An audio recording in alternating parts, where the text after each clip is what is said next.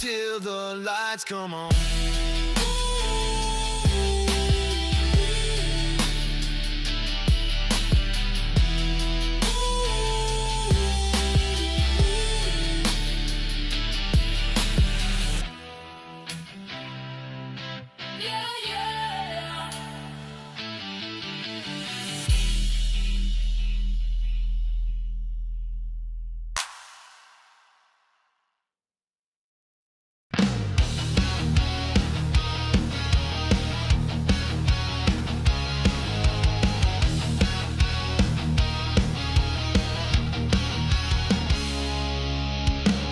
Papa's in the house, he's got the wheel in hand, building up the team, he's the man with the plan.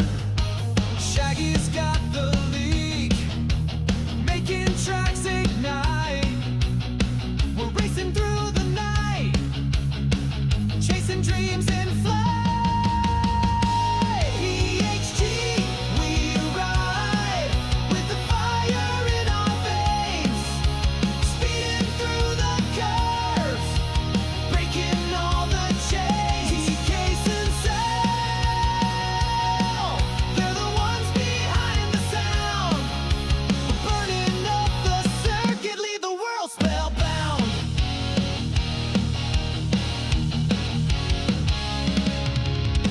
Engines roar like thunder, tires kiss the ground. Every corner sharper, every lap's profound. Papa leads the way, the heartbeat of the crew. Shaggy sets the pace, always something new. PHG, we ride with the fire in our veins, speeding through the curves, breaking all the chains. TK's and Sal, they're the ones behind the sound. We're burning up the circuit, leave the world spellbound.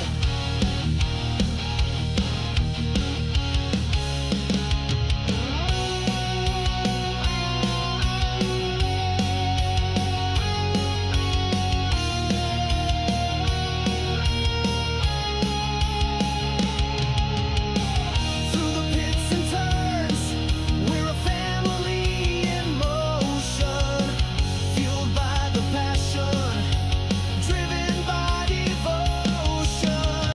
Shaggy writes the rules, Papa keeps us strong. With TK's and Sal, we can't go wrong. PHG, we ride. In which case,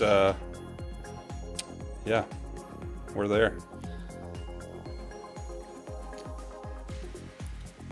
Let's see, do we have anybody in here yet? Yeah, we'll see. Jorge's here. Shaggy's in there. I mean, Shaggy, I haven't talked to you in a while. It's the last 2 minutes. Racer 51 says, can he use his Mazda 3 instead? Well, yeah. I mean, if it's a car for any manufacturer, or any car for that manufacturer, yeah. Okay, I can't speak French, but that's what you're going to have to break it down for Racer 51. You got that, Racer 51? I'm multitasking over here. Does he speak French? Yeah, that's his primary language. French Canadian. Yeah. I did not know that. Okay. Everybody, welcome into the stream. We don't have any. Oh, yeah, we got some. We got Dijon rolling in here.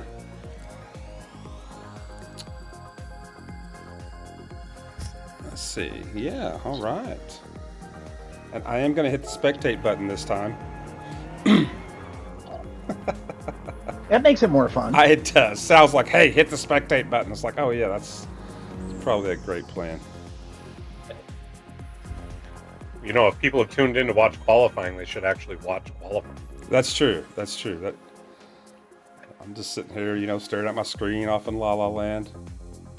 In fairness, Nah, it's qualifying for the blind. There you go. There you go. It's like I can hear the action. That is all. So he was just kidding. He popped in and said bye. He said, "Oh wait, no, Switching Bathurst." livery? He said, "That's the real room. I need a fake room."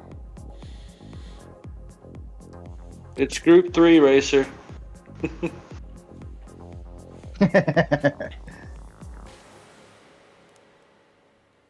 It's too Well, early heck, if for. nobody's in here, I'm gonna go get on track in a minute. Well, yeah, you totally should. The information is in the details, as always. And it's funny how many people have like, "Oh, I hate this track." I love this track. I don't know what people don't like about it. I mean, it's kind of crazy, and you go up and down a mountain, and there's lots of weird turns and off-camber stuff, but I don't know. I just dig it. I get the appeal, and I get the hate as well. Like I can see it both ways. Yeah, it's definitely a love it or hate it type track, and I mean, there's days where you can love it, and other days where you're gonna hate it. Yeah, I was in a practice lobby last night, even though I'm not racing this week.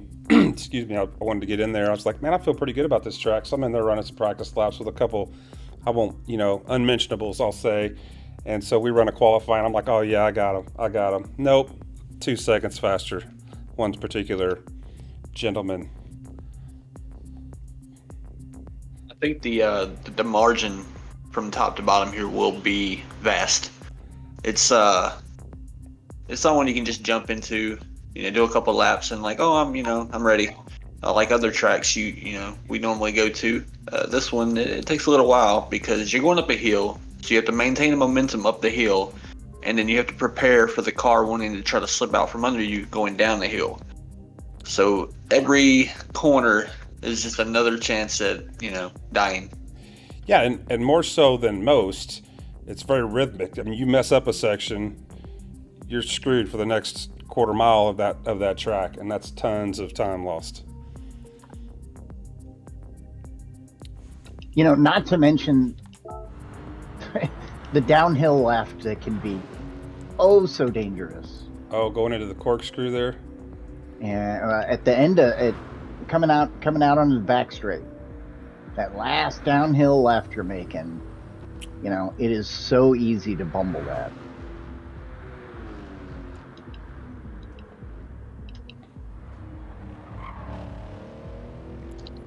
This is one of those tracks I'll never forget trying to get past, the race that they have here, because it starts out and it ends up at night, and that, it gets tough to see in some of those spots at night. Yeah, I think I like it better. Yeah, you're right. Coming up the hill, I think I said this the other day. Coming up the hill, there's those 3 or 4 crazy lights on the top of poles that just, for whatever reason, VR, they like blind me for a second. I don't know how it is necessarily, outside of VR, but definitely, said, can I watch? Of course you can watch Dijon.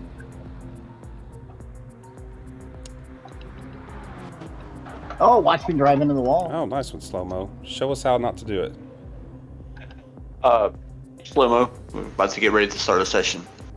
All right, I'm backing out. Yeah. Voila. Fire it up.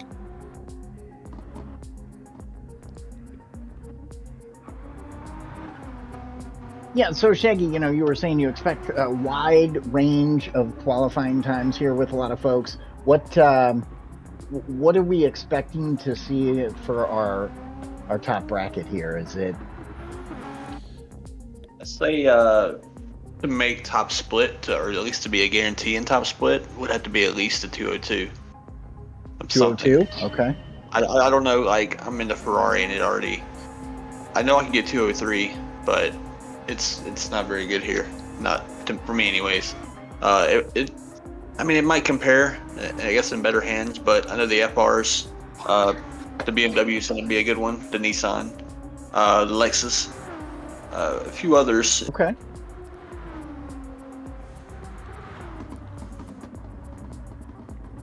Okay, before I get hollered at, I got to put all the details on here. Yep, make sure. Yeah, give us all the the info. Yeah, I've only maybe ran 4 or 5 laps here. 203s are manageable, not really trying that hard. But I could probably get up there and start in a good split. But when it comes to the race, I'm just not going to be that interested. It's just going to be mayhem if you don't start up front and if you start in the back and you do have pace. It's a lot to work through because once you go up the hill, there's barely anything that you can make as far as an overtake. Right. The overtakes need to be done on the straights, outside of the anything in the hill. I mean, you can make overtakes in the hill if you want. It's probably not advisable if you can, but if you gotta go, you gotta go. So it will happen at times. Straight back to the pits. Fresh set of rubbers, another outlap. So he's losing. He's trying to drop some weight there, I'm guessing. Now, Yeah, the fuel burn here is ×5. So yeah, the car will get really light. I think doing testing, it'll go close to halfway as far as like your fastest lap, or like the last lap you can run. You can get it down to about halfway. About half tank. Okay. so Yeah, is, maybe 60%. Depends Shaq- on the car. Shaq, is he qualing now, or is this still a practice lap? He's qualifying now. Okay. Yeah, he's on the outlap, but I do expect the Nissan to be pretty good here as far as speed wise. Grip might be a little loose, but loose is fast.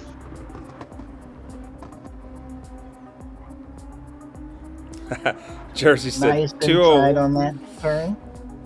Jersey said 201. Come on, man. Oh, that's funny.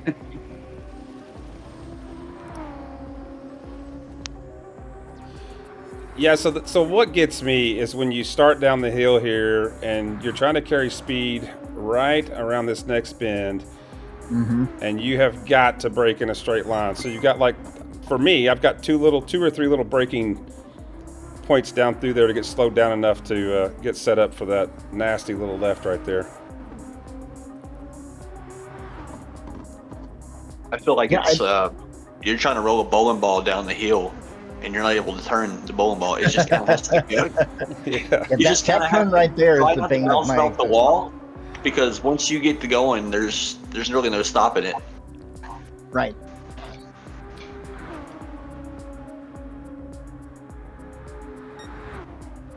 But I do love the livery that Talon is rocking. Nice and pink. Okay. He's got his fart denotations. That's what I was Pink going to Under say. Armour. Yeah. And for those that don't know, that is the free agent racing team. So is he like the president of farts? Is that what we're looking at? The proprietor of farts. That sounds so bad. That's how we But refer yes. to Papa as the proprietor of PHG. Isn't that the whole point to fart? Is there's no command and control? All right. Talon would be the president of his own domain. It's no subjects, just himself. He's got himself a hot lap here, so let's see if he can make something of it. Shaggy, to your point, he's down a quarter of a tank, and I mean, he's pretty much ran 2 laps. Yeah, the car is going to feel very loose towards the end of, well, probably not this lap, but the next lap. I'm not sure if he'll take another pit if he comes in this lap, and it'll be even more, get fresh tires, and then run that last lap as being the only hot lap, I guess. It's really the option if you want the fastest lap. You have 1 lap you can do it on. Okay, let's see how he makes it through here. Looks clean. Get to the outside, dive in. That was nice. This whole hill section feels like driving in Tokyo. You're kind of trying to prepare for the next turn while being as close to the apex as you can. So when you get that run out of the corner, you're nearly hitting the wall to the left or to the right, and it just feels like a street circuit. Yeah, I know what you mean there, and it's slippery there. It's a term I tend to use for a lot of pieces of track. They're all slippery if you don't know what you're doing. Right. That's one Except of them. Tokyo, Except the Tokyo circuits I find easier because the elevation change is not there. Here, it's 1,000 feet from top to bottom. That's And, pretty significant. Yeah. Yeah, you definitely feel it. Oh, here we go. 2:04. I'm thinking this will be the low point right here, right after the start-finish line. And it only gets higher.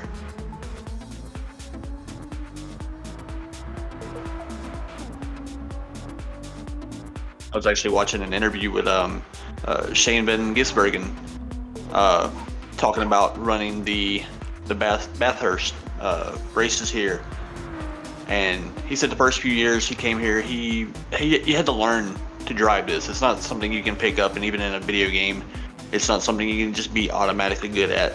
Like, he didn't start winning and then start having success until a number of attempts, and then once he got enough experience.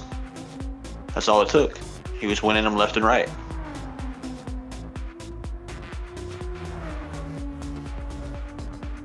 Well, I think somebody said it before. It's a very rhythmic track, right? If you get in that rhythm and you start feeling the groove, and you're hitting those apexes like he is right now, it just every lap just flies right on by. No big deal. He's making it look easy right now. I feel like if this track was compared as like a different video game, it would be DDR. Dance Dance Revolution. Hitting all the points. I didn't see that coming. Yeah, and Shaggy, I'm a little concerned that you pulled that off your head so quickly. Is that one of your top titles? It is not. I had a friend that played it. He was really good at it for some reason. Okay. He was like 350 pounds. I do not know how he did it.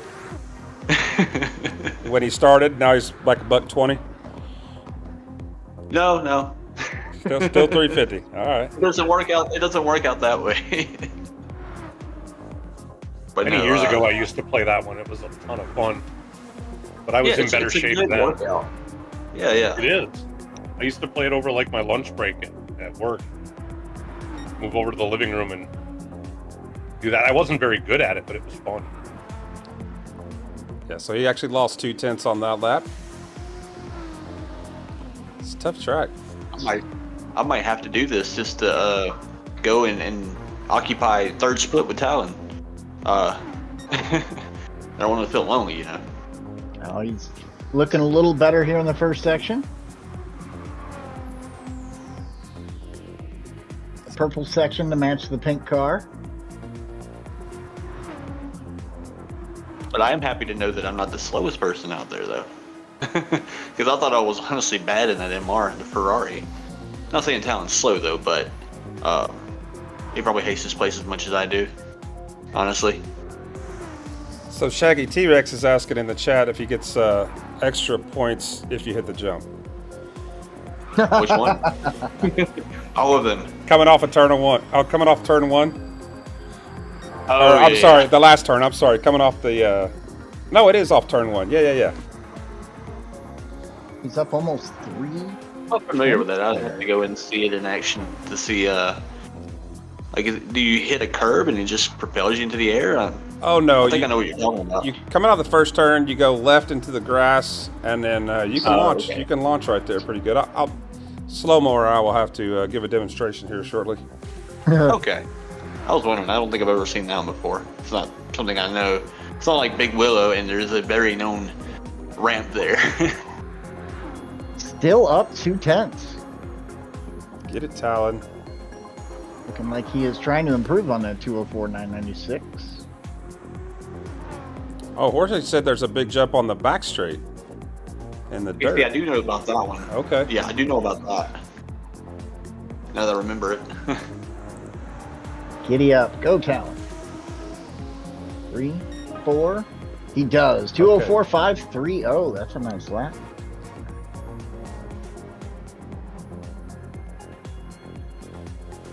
I think Talon's just doing it to do it. I know he's only ran 4 rounds, so this would be points in general, no matter where he ends up.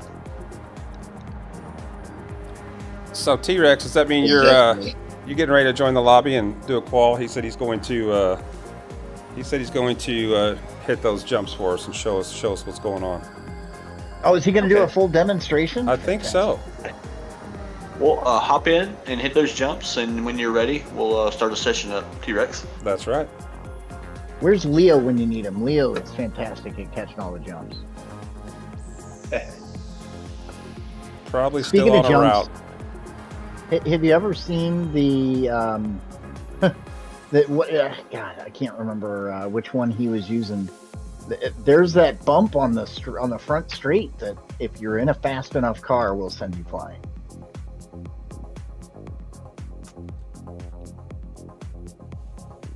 You talking about here? Yeah, so that's what I was talking about. Yeah. Let's see. Yeah, okay. Deshaun's in.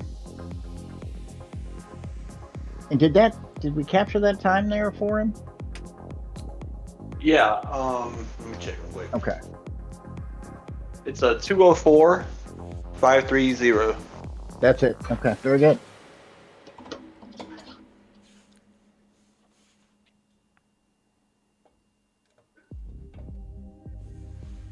Yeah, I think Talon just phoned that in. Honestly, he probably didn't. He probably practiced as much as I did. It's like, hey, we're just gonna, go out there, try to have a little fun when the race comes around. No problem there. I did end up sharing in the chat here the spreadsheet for qualifying. If either of you guys want to log the times there. Oh, very good. I just put Talons in there. Where did you say you put that, Sal? I mean, you're getting highly technical. In the Discord chat that we're in the broadcast channel. Oh, okay. Okay.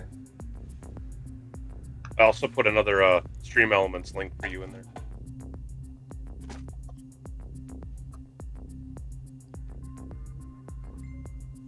The good thing about being the first qualifier is he is automatically in top split. Boom. If we call a rain out, then that's it. He wins. That's it. It's like red flag. It's over. It's done. All right. Do we have anybody on track? No, we do not. Okay. We had Dejan. I don't know. He slipped in and he popped out. You gonna go see if we can find those ramps, slow mo? I'll be honest. I'm not 100% sure where those jumps are. I'm lucky enough to really be able to keep my car on track. So, Well, just screw it around. You're gonna find them. I know they are on the back stretch. Just go through the grass. You're gonna find something there. through the grass in the back. Propel Huh? in the air. All right. Yeah. Let's see what we can find here. Let's see. Is there one on here in the front? Let's go over here. Yep. There is. I think you passed it already. I passed. Is it okay? Probably didn't have enough room. GT7, the real lawnmower simulator. That was legit. That is legit. My son plays Lawnmower Simulator on the PS5. Yeah, but that's the real one. Kaz even said it himself. Maybe, I don't know. Also, if anybody had a Lexus lawnmower, how much money do you have? True. I mean, I'm sure you could probably, retrofit a lawnmower like a Steel and turn it into a Lexus. Just put a badge on it.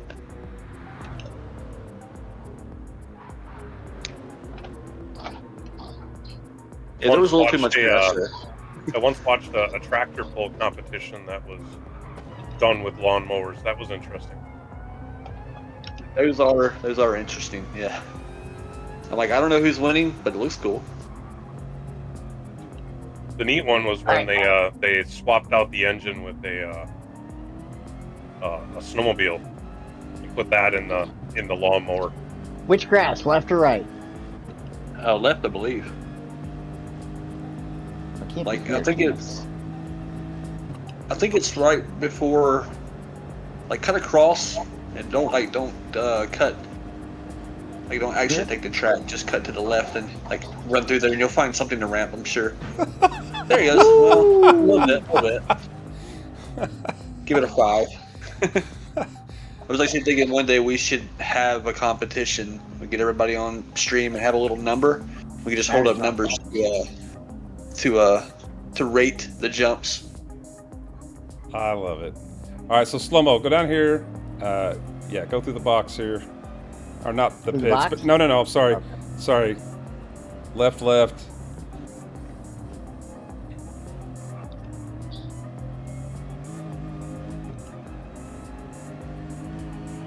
So I know cutting across the pit lane, I've seen people kind of catch some air through there as well. All right. Like instead of slowing Okay, down for the left, pit, you just Left. There you go. Right there. Now, if you get speed, no, all the way left. You jump the road there. I lost it. Yeah, you jumped the I road. lost it.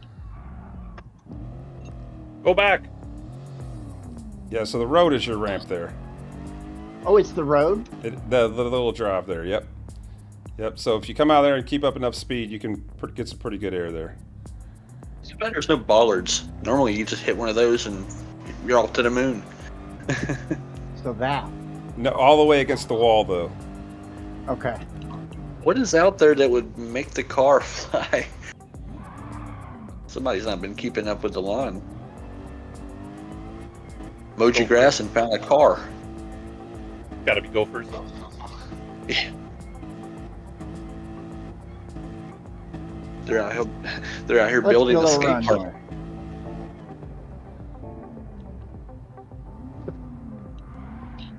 Yeah, just kind of last second kick all the way over toward that red fence, right before the drive. There you go. I think Oak is about to do a couple practice laps, so just be Look at that. just be cautious when you see him though, because he's probably Yeah. trying to practice a little bit.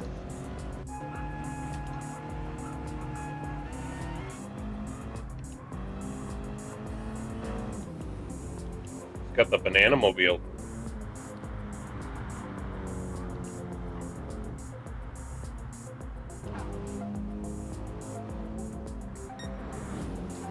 Colors almost have that Jamaican theme.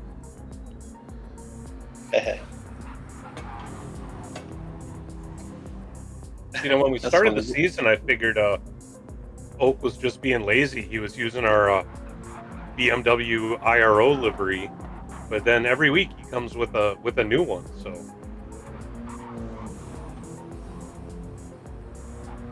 I need to see him and Banana have a little drag race, a little Banana off, because A Banana's rocking Panorama. Chiquita. Yeah, Banana's rocking Chiquita. It's a rivalry, and they're in BMWs. So D. So Smith, Banana mobiles. D. Smith said he's going to do his qualifying later. So Okay.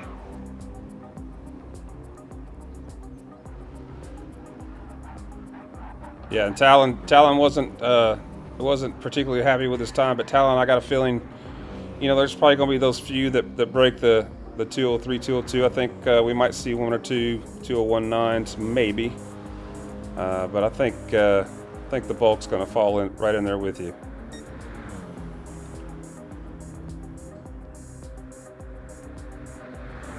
I'm actually gonna skip this round, and I'm not sure if I want to skip the next round because I have found a little speed at Brands Hatch in the Ferrari. Though I don't really care for Brands Hatch, but I don't know. Got to make it interesting.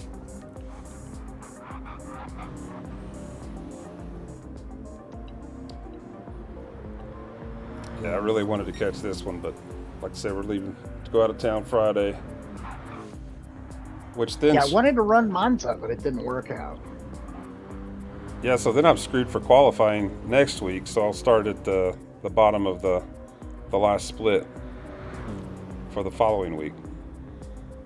Okay, so are there any days that you're free? Because I can do one-off like sessions if you need it during the week. You just have to let me know, basically by request. Well, I'm Is there any gone. time that you're available? No, we leave Friday and won't be back until the following, I think, either Friday night or early Saturday morning. Oh, okay, yeah, I'll be very late. Yeah. Dang.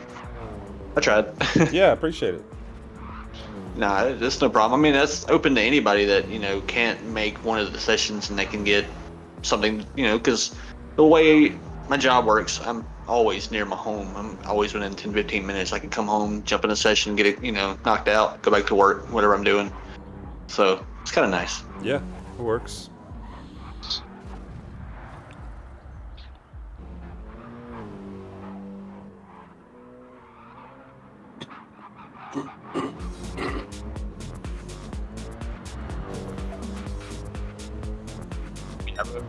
For the update, everyone could pretty much run 2 or 201s at the quickest. About a 3-second difference compared to now. Everything's slower.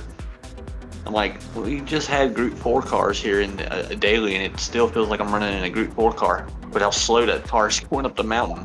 Oh, right, yeah.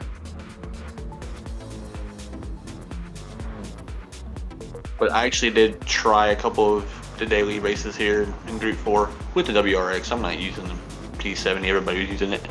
But, from the back, and it is mayhem. Holy crap. So I'm like, well, even if I made the race and, made a high split or whatever, the race itself is going to be a little chaotic. But, we are a clean league, and everyone's going to try to do their best and not, wreck each other, hopefully.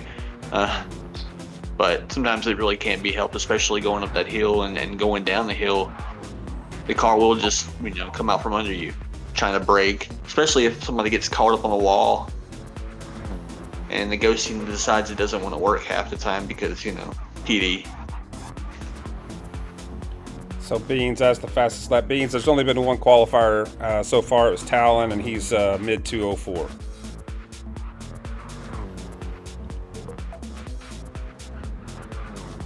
Looks like Oak might have the potential to put something quite respectable down based on his practice there. I think the BMW in general is just going to be a good car overall for everyone that uses it here. Like the M6 is just, I don't know, it's becoming the Porsche where it's just all around good everywhere,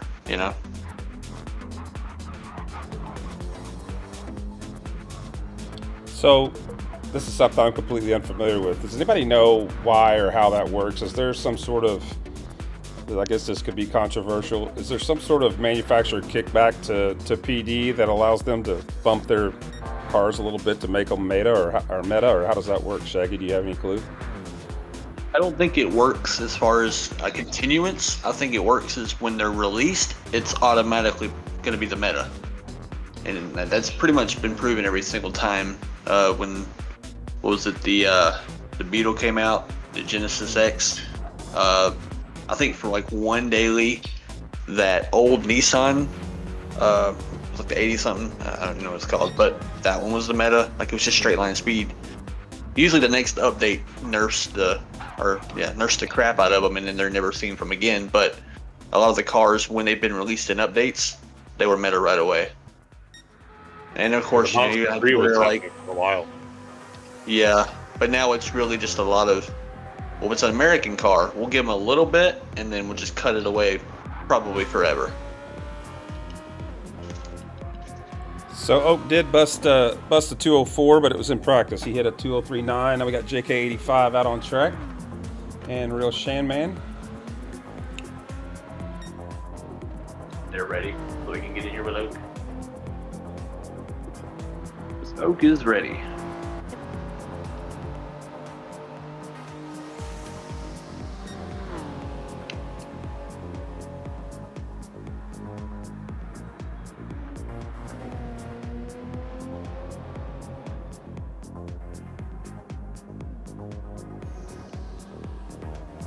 Yeah, Shaggy, to your point, this is a track that really takes some practice. You can't, you might know the track, you might remember the track, but you can't just jump in a car and be good here. You gotta get some laps. I have a handful of tracks that I can jump in and I'm ready right away, like with very minimal practice. This is not one of them. Like it's especially if you've been using a different group, like say you're using Group 4 and then you jump into a Group 3, or you're using, especially if you're using like Group 2 or Group 1, like in a daily, and then you got another daily that is at this track and you jump into that, it's gonna feel so bad. Because you're gonna, especially if it's faster, you're gonna feel like you have all the downforce in the world, and you get in maximum, you know, I guess the lowest weight you can have, and the best tires. You can get a couple other laps, and you can go one off, one off, one off. I think you can maybe get 3 to where you jump out and just, you know, keep going, but 2 at the minimum for a good lap, maybe.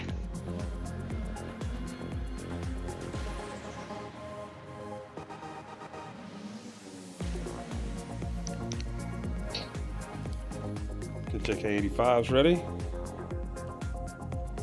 Real Shanman taking a little tour of the property there.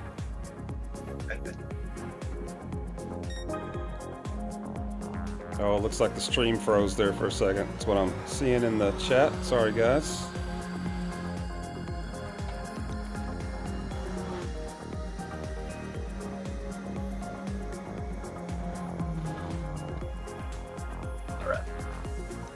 All right, looks like we're going to get this qualifying session underway, eh? Let's get it going. I think the Huracan is going to be one of the better MR cars here compared to the Ferrari or McLarens. You know, you guys were talking about meta cars lately. I feel like the Huracan has been extremely viable in most races. Group 3 and Group 4, honestly. Maybe with the exception to, oh goodness, what was the one we saw the Huracan did not do well? Big Willow, and it was Big because Willow, of the that's tires. exactly right, yes. They had no grip once they were lower, because, you know, it was a brutal race on tires. And once they got to a certain point, you would just lose the back end. As we saw a number of drivers, McNaughty, lose the back end multiple times. It's just a bad race for them.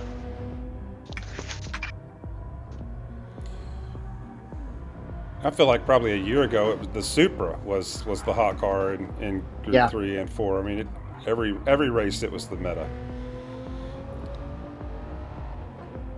Yeah, the GTR was that way for a while too.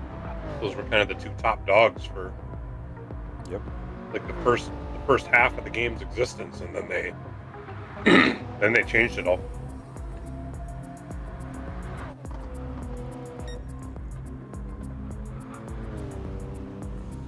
I think now it's the BMW or the Porsche that you'll pretty much see at every track in Group 3.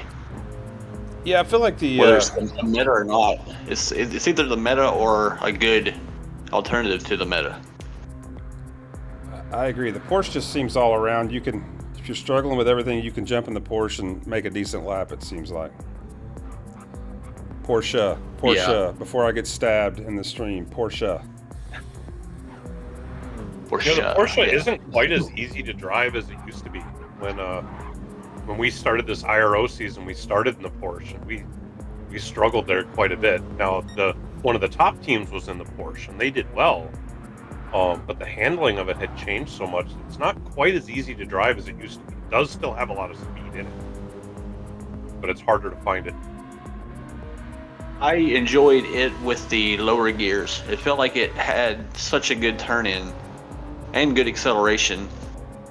I'm used to the Ferrari, and it struggles a little bit with, I guess, the cornering. But the Porsche would basically be what the Ferrari needed at any time. Get in, get out, and I don't know, just more response on the entry. See, I always feel real confident with the Ferrari getting in and out of turns, but it just seemed like it doesn't keep up with, you know, like for instance at race B, the BMW and the GTR just seem to pull away from it. Yeah, that's kind of it with the Porsche, is that it's got plenty of turning, but it doesn't quite have the top end, and it's easy to drive. I mean, it is one that is good for beginners because you don't spin out as much like you can in the Supra and the BMW. It wasn't always that way though. At times the MRs were a pain for any of them to use. And then they basically switched how the cars felt. Like for a while, the FRs were to go to, and then they switched them to make them looser, and then gave all the grip to the MRs, and then they made the FRs looser, and then gave all the They just keep switching up, and I guess seeing how the player base takes it, and half the time it's a bad idea because there's always gonna be that same car that comes out as a meta no matter what they do to it. All right, Oak coming to the line here.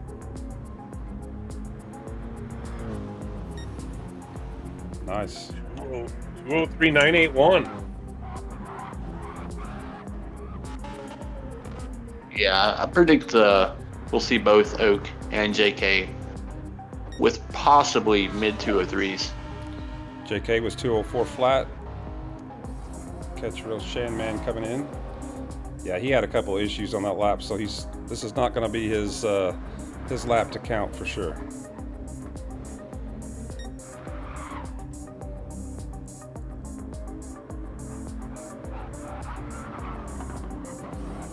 Crazy thing is, I'd prefer driving the BRZ here than my Ferrari. I don't know. I find pretty good speed in the BRZ, or I did until they, changed everything. But I think it's still got the potential there because it's, I guess if you get it right, it carries all the speed through because you barely have to brake. Because once going up the hill, it's so slow by the time it gets there that you don't even need the brakes. You just turn. So Oak's up 2/10.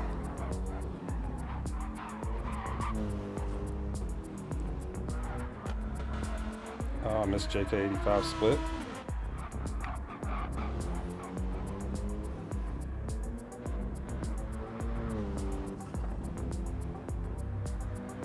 So I feel like he's going to be low 134, high 133 on this split here.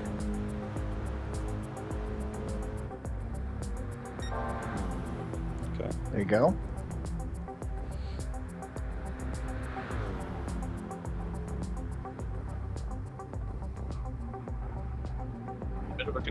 He can box right now and forego accepting that lap and try to come out with a lighter car and put down a quicker lap right at the end. Oh, It looks like he's going to take it. Right about now he's wishing he had done no. that. Yep, straight reset. Yep. I was going to say, Real Sean Mom got himself in a little bit of trouble up there as well. He is also reset back to the pits, and it's going to come out on a fresh hot lap. JK85. Unfortunately, with a full tank. 203s. New fastest lap. Yeah, I think he took the money and ran on that one. Don't really blame him.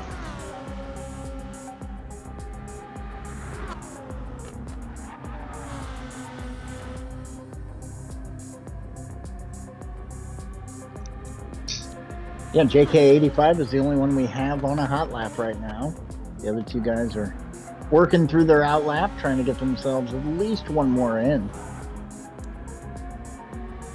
Yeah, Oak will have the maximum lightest car he can achieve for this, for the upcoming hot lap. Oh, Yeah, Oak he is reset. revving it out. Oh, isn't he? he actually he got fuel. Well, he Well, reset. he reset back. Oh yeah, okay. Well, damn. I just noticed that. I just clicked over. I mean, it looks like with the tire wear being as low as it is, I mean, they still have 90% of their tire left. It's almost, I mean, it may not be worth it to pit, just run it around. I actually don't care for it to be lighter for the Ferrari. I like a little bit of weight for, extra grip. And it does kind of make the car feel a little different than what you're used to when you let it get so light that it can throw off your lap because the braking points would be a little different, turn in, turn out. I don't think JK is going to improve on this lap. His split was a little bit slower.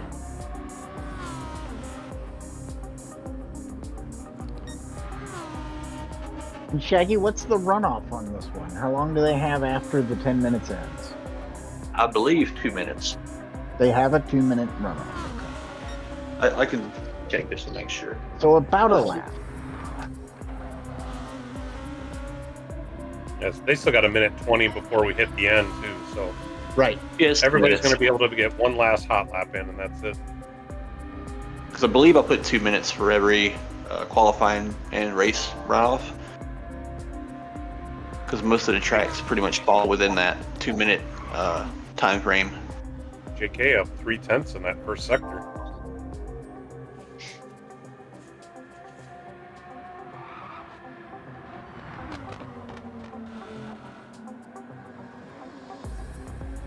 Got a little bit into the wall there. It might slow him down a touch, especially going up that hill.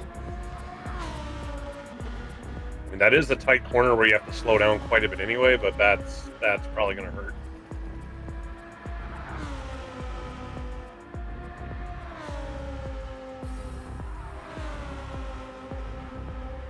Looks smooth through that section.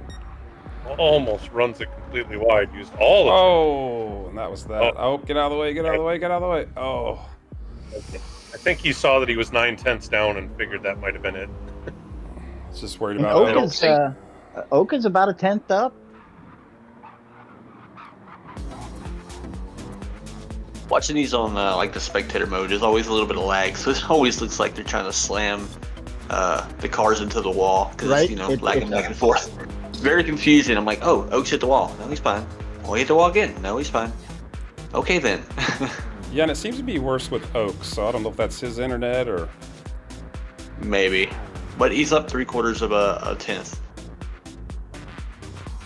So we'll He actually see. lost a little in that last section because he was purple by a 10th prior to that.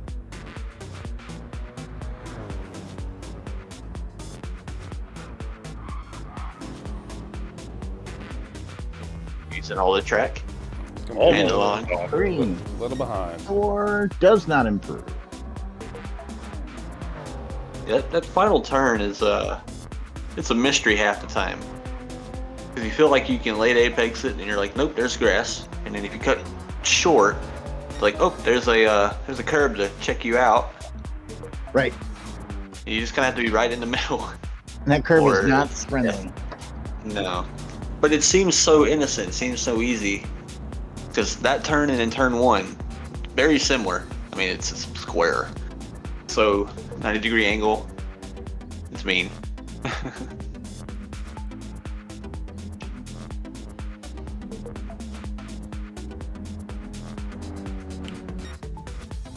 Shaggy, did you get everybody's times there?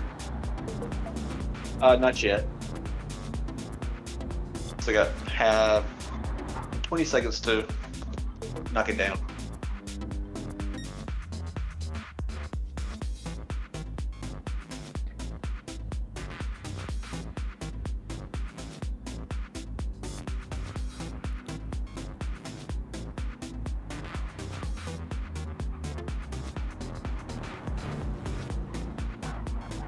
Yeah, we got all 3 of their times in the spreadsheet. Okay, Sal, how do I see this spreadsheet we talk about? He put that in the same notes, tab, actually. the stream elements thing. So we got JK with a 203.811. Oak coming in with a 203.981. Really, real Sean Man didn't look like he really got his best lap in there. Yeah, but there's always room to improve.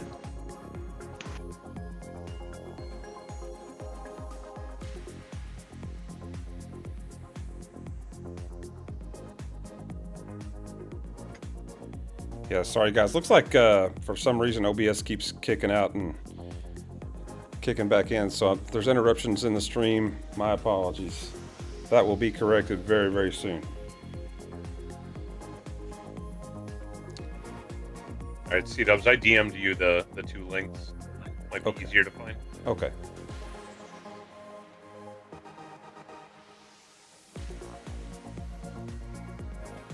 The stream elements link you can use on your existing scene in place of the single image that you have. 'Cause that one's got the sponsor on it.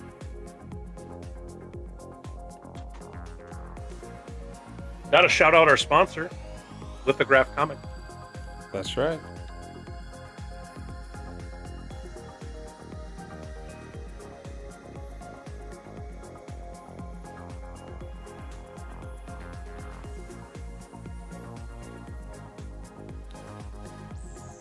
All right. That The being good thing said, I gotta bounce. I got some work I have to do tonight, so I knew I could only be here for a little bit. But Well, good Sal, luck with the rest of qualifying. yeah, thanks for popping in. Appreciate the help.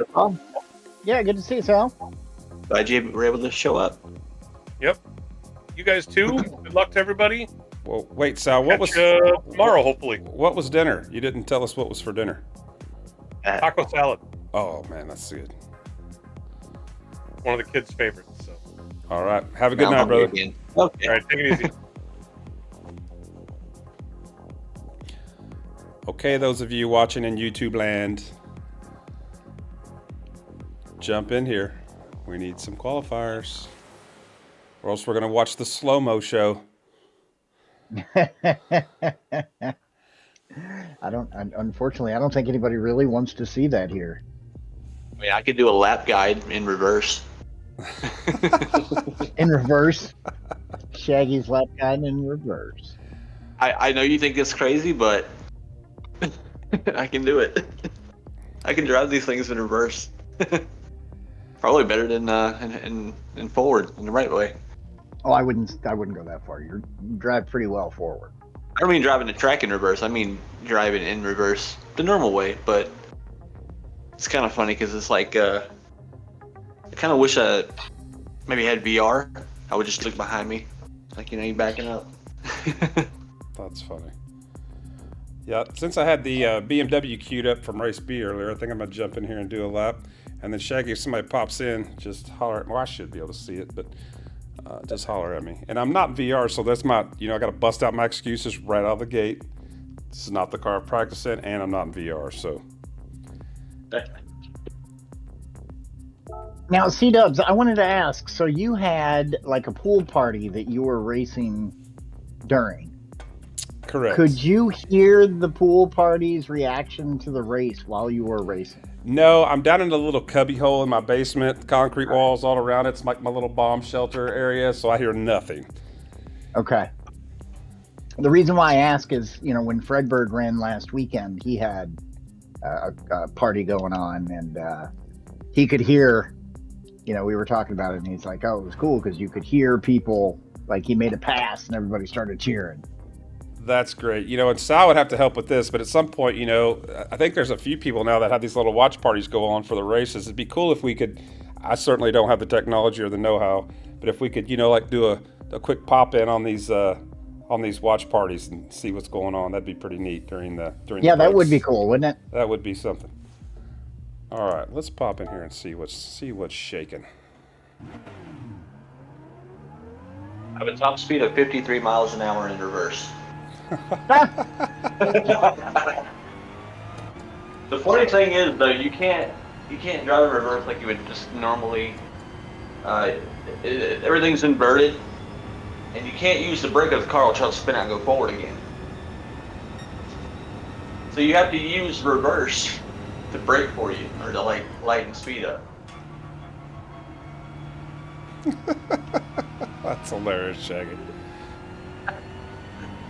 I did an entire lap of Spa for a qualifying lap during the daily once in reverse.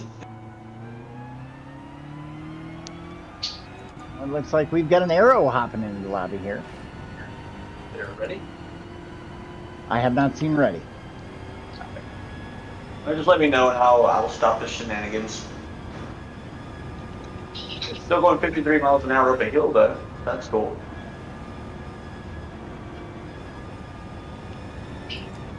Oh, he says just doing laps. We'll quali tomorrow.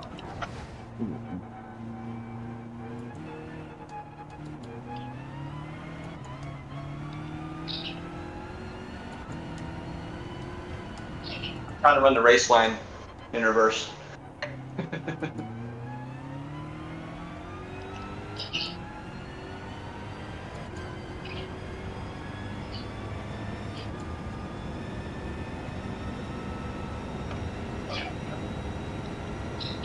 Feels like I'm in a multi-class race. Let's stay out of the way. Don't want to cause any damage to anybody else. The hard part's going downhill. The car is like, oh, I'm drifting in reverse. Oh no, this is hard.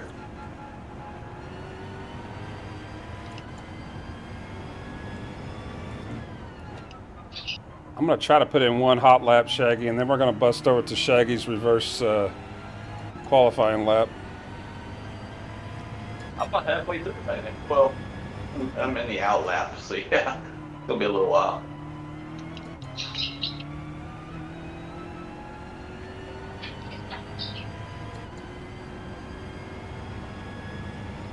I think the BRZ is actually quicker in reverse. Imagine that. I mean, it's quicker than this in reverse. I think it did 69 miles an hour.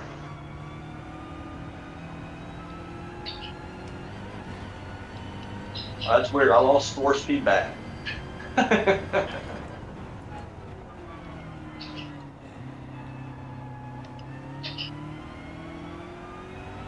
Oh, there it is. Oh, baby. Better, the transmission exploded.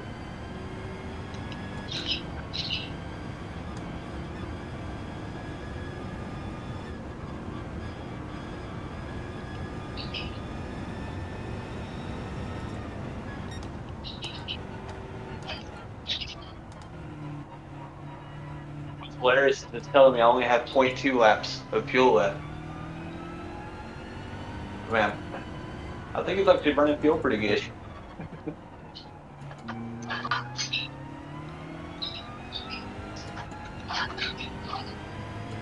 Alright, I'm starting my semi-mild hot lap.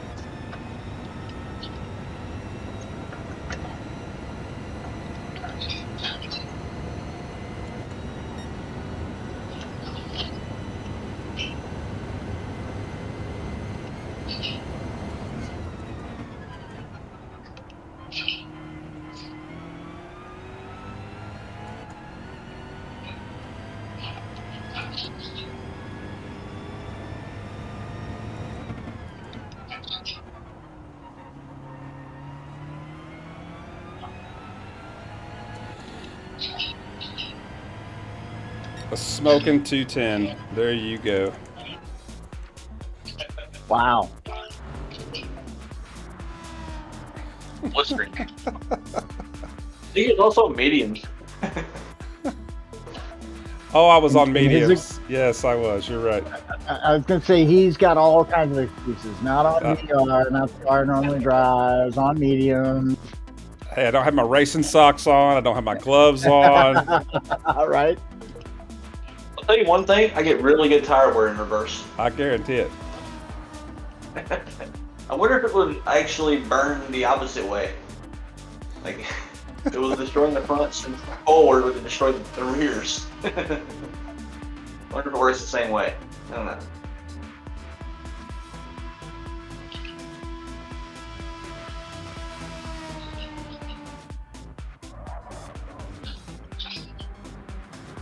It's sad. I think they even nerfed it in reverse.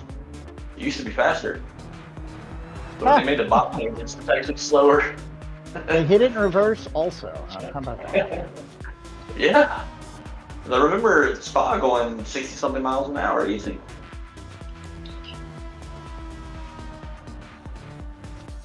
Like, stop nerfing the reverse gear.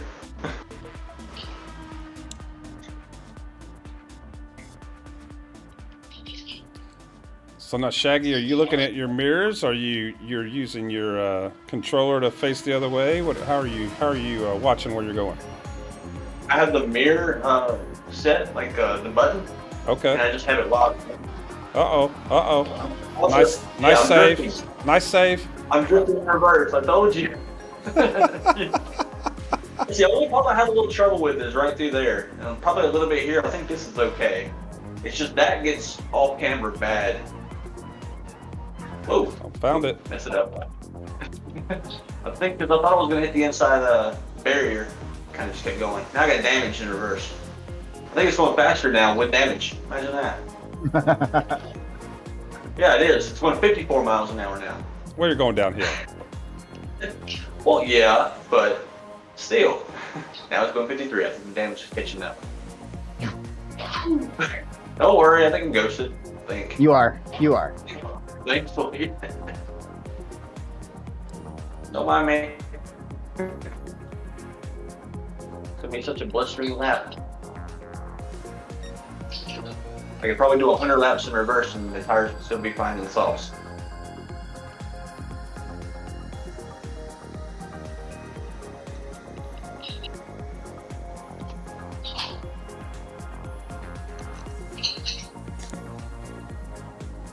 T-Rex said you are forklift certified, Shaggy. You know it. I also got man lift, scissor lift. I got a number of cranes that I'm actually certified. This thing telling me I'm about out of fuel. It's weird.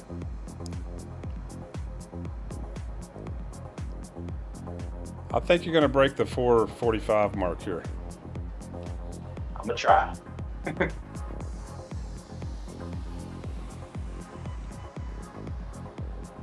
Oh yeah, you got this. Still in split one. Still in split one. That's correct. Not even on the bubble. Very nice, very nice. And that is a lap of Bathurst in reverse. All right, Chase has popped in the lobby.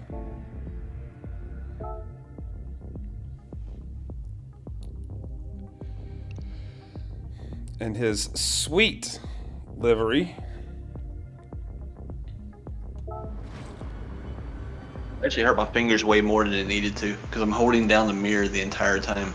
Okay. It just it's like a lap at a special stage. You just gas the entire time.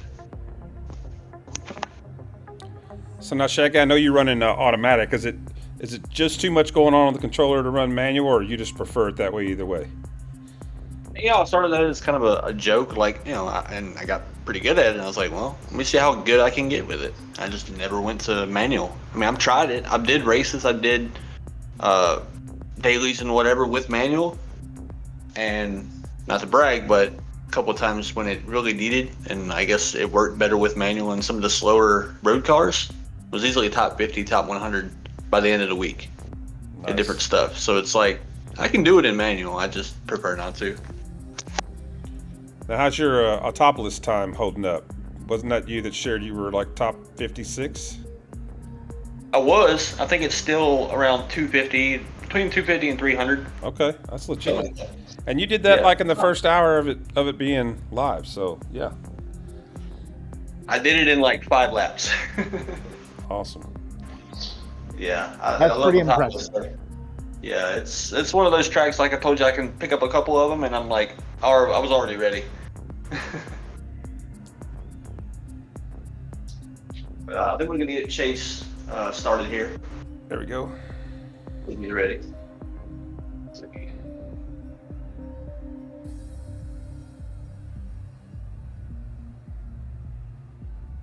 Yeah, I know we didn't necessarily get to see it on stream, but Chase and Fredbird had an incident lap 1. I think K9 might have been involved. It was it was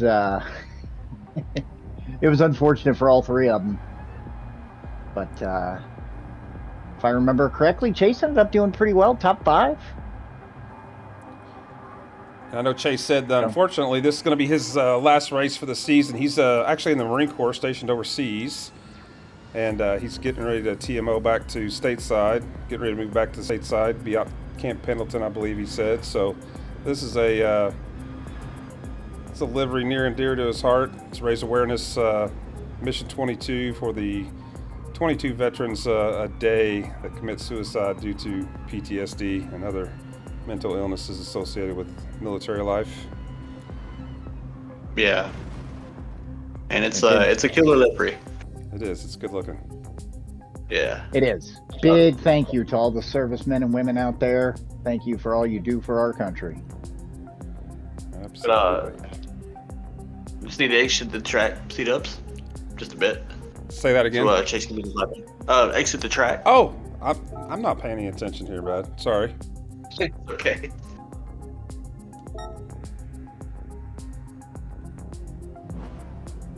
I know it's easy to get like distracted and carried away. Trust me, I know. Just doing one thing and you're like, "The hell was I doing?" Oh, okay. Unless it's about food, I never forget what I'm doing with food. There you go.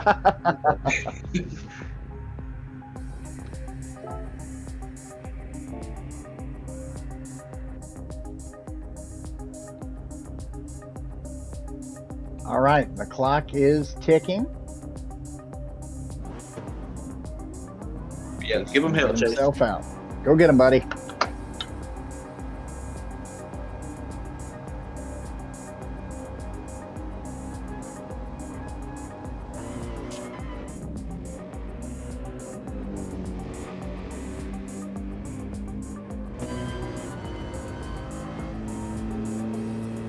That's a good looking livery. Right. Growing up, I was big into military and war planes, from World War II, Korea, Vietnam. And of course, the ones we got today which are just all badass. And I always loved the, I guess that mouth, because it always reminds me of the A-10 Warthogs. It does. Yeah, it's such a classic look. Yeah. Seemed like a lot of P-51s ran that as well. Yeah, the Spitfires. Yeah. Mustang. Yeah. Or the Mustang. Yeah. Well, yeah. All right. Chase on his out lap. Boy, I can't imagine how excited he is to get back stateside. Right.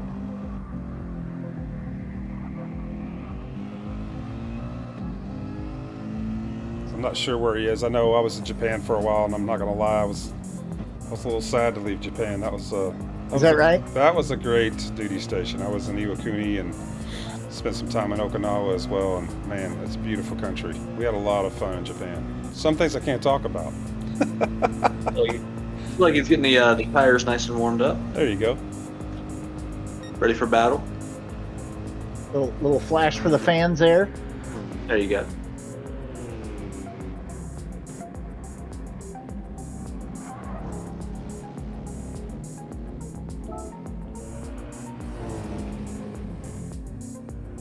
Yeah, I was gonna say I thought you had it all there, C-Dubs. Well, I just forgot to hit the O exit button so we could see actually what was going on. See, easy to be distracted. Doesn't take much for any of us. I'm good at it. Professional.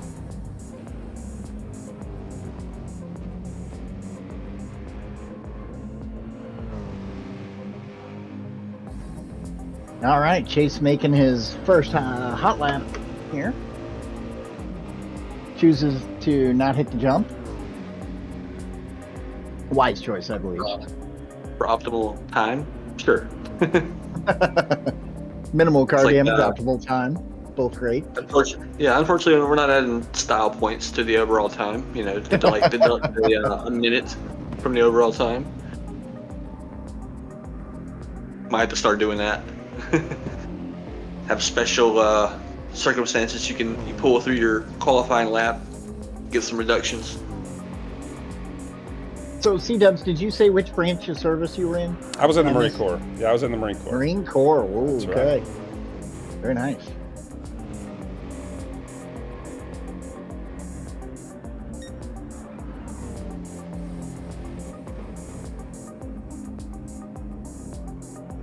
Boy, Chase looking nice and tidy here. No problems, nice and smooth.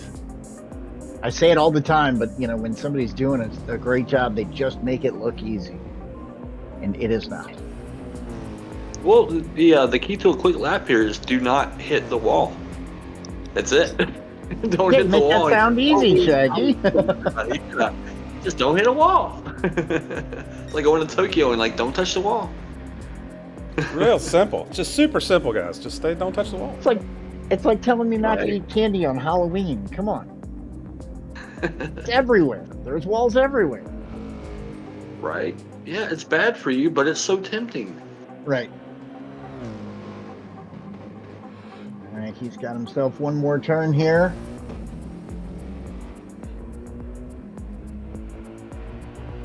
And for his first lap, 2:07.928.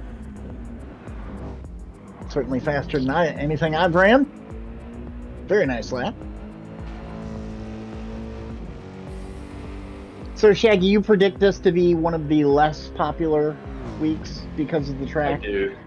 Yeah, because I went back and I looked at the voting for it. It barely beat out. I don't even know what the other track was because there was a couple of different ones that didn't make it. Topless was on the list.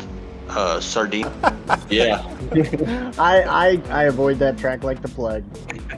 I know, but there's some people that like there's certain tracks that I don't care for unless it's a certain group, unless it's raining, unless there's different things that make it more interesting than just another boring track with no strategy, basically a normal daily by PD, pretty much. And then every now and then they throw in rain and then there's some glitch and then they're like, well, no more rain. So. So speaking of strategy, Shaq, that's something we haven't talked about. Is there going to be a pit strategy necessary here? I don't honestly don't remember how many laps. It's one I didn't pay attention to, knowing I was going to miss it. But can you tell us how many laps we've got and if there's going to be strategy involved? I think it really depends on the car, but it's somewhere around halfway because once it's between softs and mediums are required.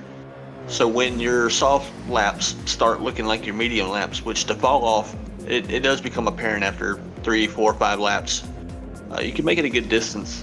I think about halfway on the softs was, pretty close. And then you want to get onto the mediums. Or you can do it reverse. It's probably better to start on the mediums so that way when the car is much lighter, you're much quicker up and down the hill. Yeah, that makes sense. Plus, the first how many laps, you're going to be riding behind other drivers a good bit of the race. Yeah, probably 80% of the passes are going to occur on that back stretch, that back long stretch before you go into that slight right and hard left. A lot of the passes are going to be because of any kind of a tire difference. If a car has the advantage, they're going to be able to get the pass much easier than the other way around. So it's going to take a little strategy to make this work.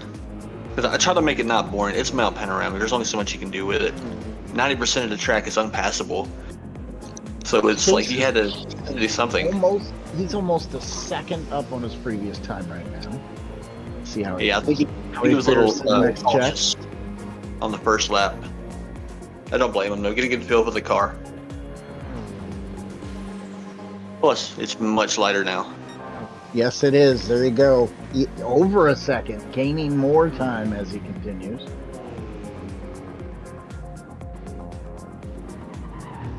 I think he could probably be eyeing a 205. Little mistake if he there. Yep. makes the last little bit.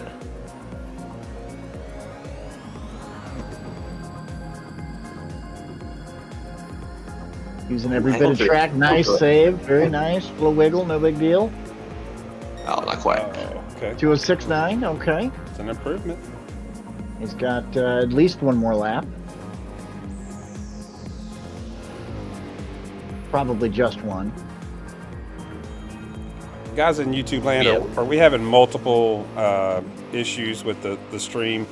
And if so, I think I can fix some of it. Guys, I'm going to stop the screen share in Discord for just 1 second because I can put it in a different mode where it's not using so much of my resources. So give me just 1 second.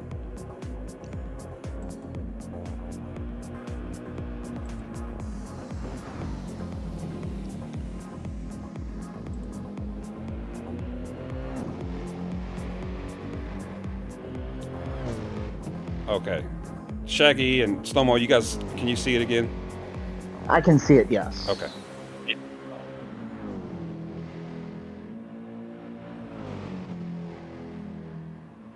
Yeah, D. Smith said the stream is frozen 3 times, so I'm not sure if I just don't have enough computer or if that's internet or what's going on. As long, or hopefully it's not anything on my part as well with the lobby. If anybody is seeing any kind of problems while you're qualifying or whatever, let me know, and then we'll forego laps if it's lagging or choppy or whatever, because I don't want anybody to be qualifying with a lobby that's not up to par. Yeah, the issues with the stream are definitely on my end. Okay. Just making sure though it's not counter effective.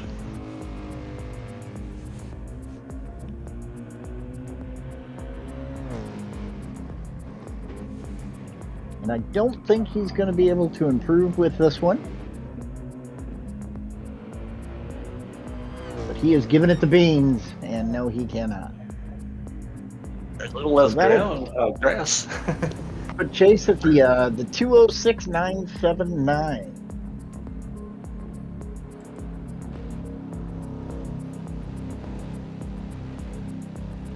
Good job, Chase. Sub 207. Nice job.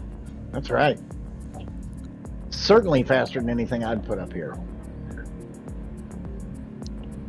Which unfortunately isn't saying a whole lot. But it's still a great lap. Well, it's like we discussed before. It's not one you can just jump into. With practice, of course, you're going to get better. Yep. So don't be so hard on yourself, until you've reached your full potential, and then you can be like, nope, I'm done. Yeah, right. Well, and Shaggy, you said it right there. There are some tracks that you can jump in. I know the track. Give me a car. Let's go. Personally, I think Monza's one of those. Once you know that track, you know the track. But every car seems to react a little bit differently here between the elevation change, the off-camber turns, the heavy braking going downhill. So a lot of variables to put up and combat while you're driving through here. Yeah, the going up the mountain, it doesn't give you a lot of time to, I guess, react too late to a turn, because you're automatically into the next turn and into the next section. It's just back and forth, back and forth. It's like the S's at Suzuka, except Right.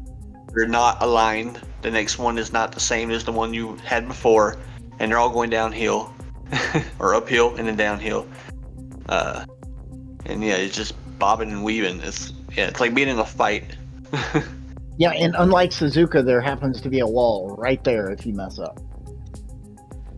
Yeah. Here, there's a wall everywhere.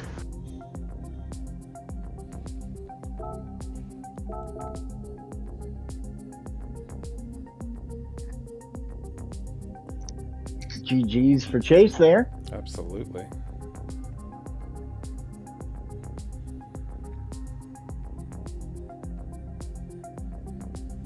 Oh, Brian, I'm broadcasting. I'm in the lobby just to share the stream here, so I won't actually be qualifying this week. I'll be missing this race, but I appreciate it. I appreciate the good look.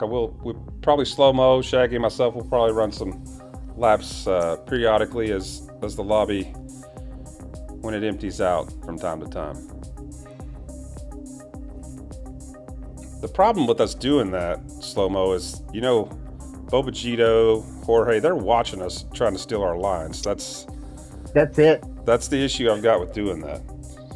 Yeah, I mean, I can't have Jorge taking my line. I am interested in the in how the Genesis are going to run here. We know in Group 4 they're pretty dominant. They can show up any week and be competitive, and 5 or 6 of them will be in top split. But the Group 3 has been a mystery to some of them. Can't just show up and like run free. Of course, Bobagito has still been very competitive. Of course. Well, he's a lot faster. Group 4. He's a lot faster than me, and I was consistently running 204s and just a few laps last night. So I would expect Bobagito to be quick. Well, I know Bobagito will be quick with it, but I mean more of the other drivers, the other Genesis drivers that came in and might not have been in top split as much, as Bobagito and others, and showed up in the Group 4, the G70, and were there the entire race and very competitive. Oh, sure. But showing up in the Group 3, it's a totally different monster. Yeah, well, Team Genesis has done very well this season. Oh yeah. Obviously, a lot of team members on Genesis, but still very, very well. Yeah, I've been more confident in the Group 3 cars. Group 4, I don't care for the Ferrari. Not anymore anyways. Just kind of phoned it into the Group 4 races.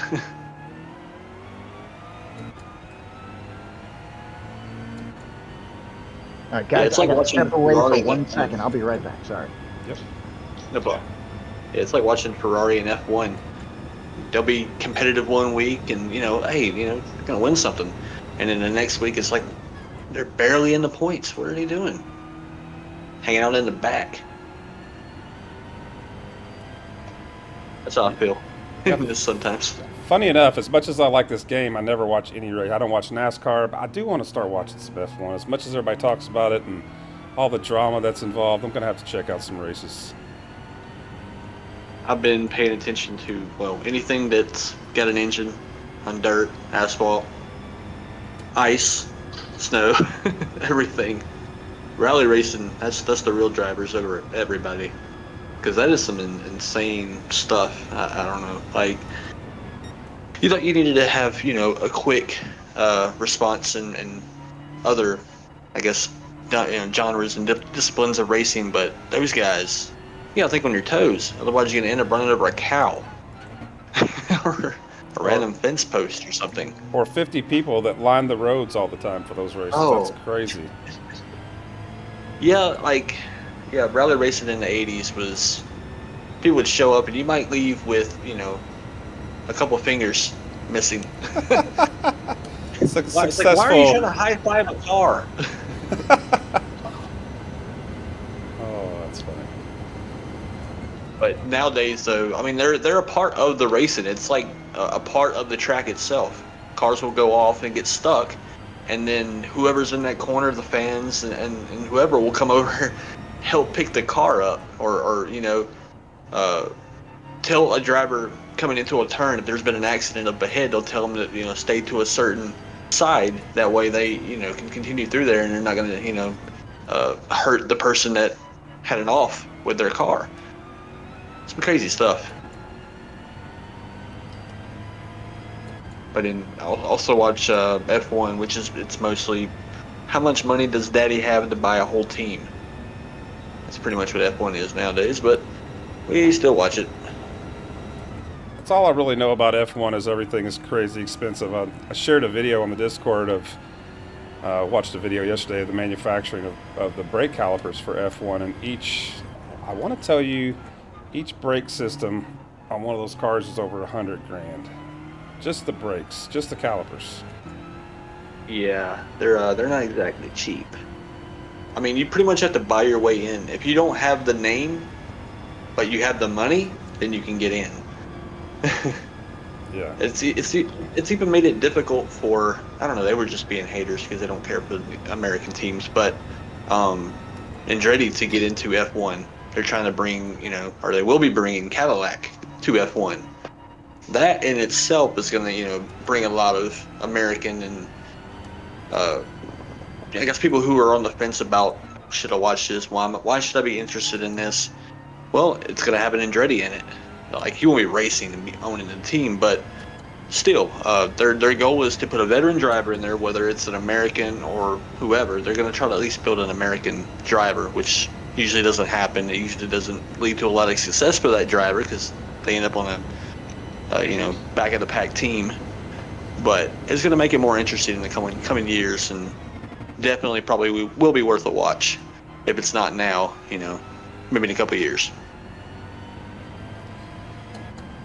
Yeah, I know it's crazy. I was out in Vegas a few weeks ago, and all the locals talked about how much they hated it. Apparently, it just shuts the town down, and nobody can get anywhere. The Lyft drivers, the Uber drivers, they said you would think they'd make money. They don't because they can't get anywhere. So it's crazy. Yeah, I can see the problem with that. If it's set in a certain area that's like the hub of the city, then it's a pain. But they do a lot of street circuits here and across the world. IndyCar does was it Detroit? Was it Nashville? They went over a bridge, like the whole bridge had to be shut down for that. They got the Chicago street circuit now. Miami, but that's its own little thing. I think that's off the path. It was made for that, not just an old highway they turned into a raceway for whatever. There's a lot of like man-made built stuff for that. Yeah, and I would say, the majority of the world, those tracks, that is the commerce for that city for the year. As opposed to Vegas, that's actually slowing the city down for the race to be that week. So I do get it.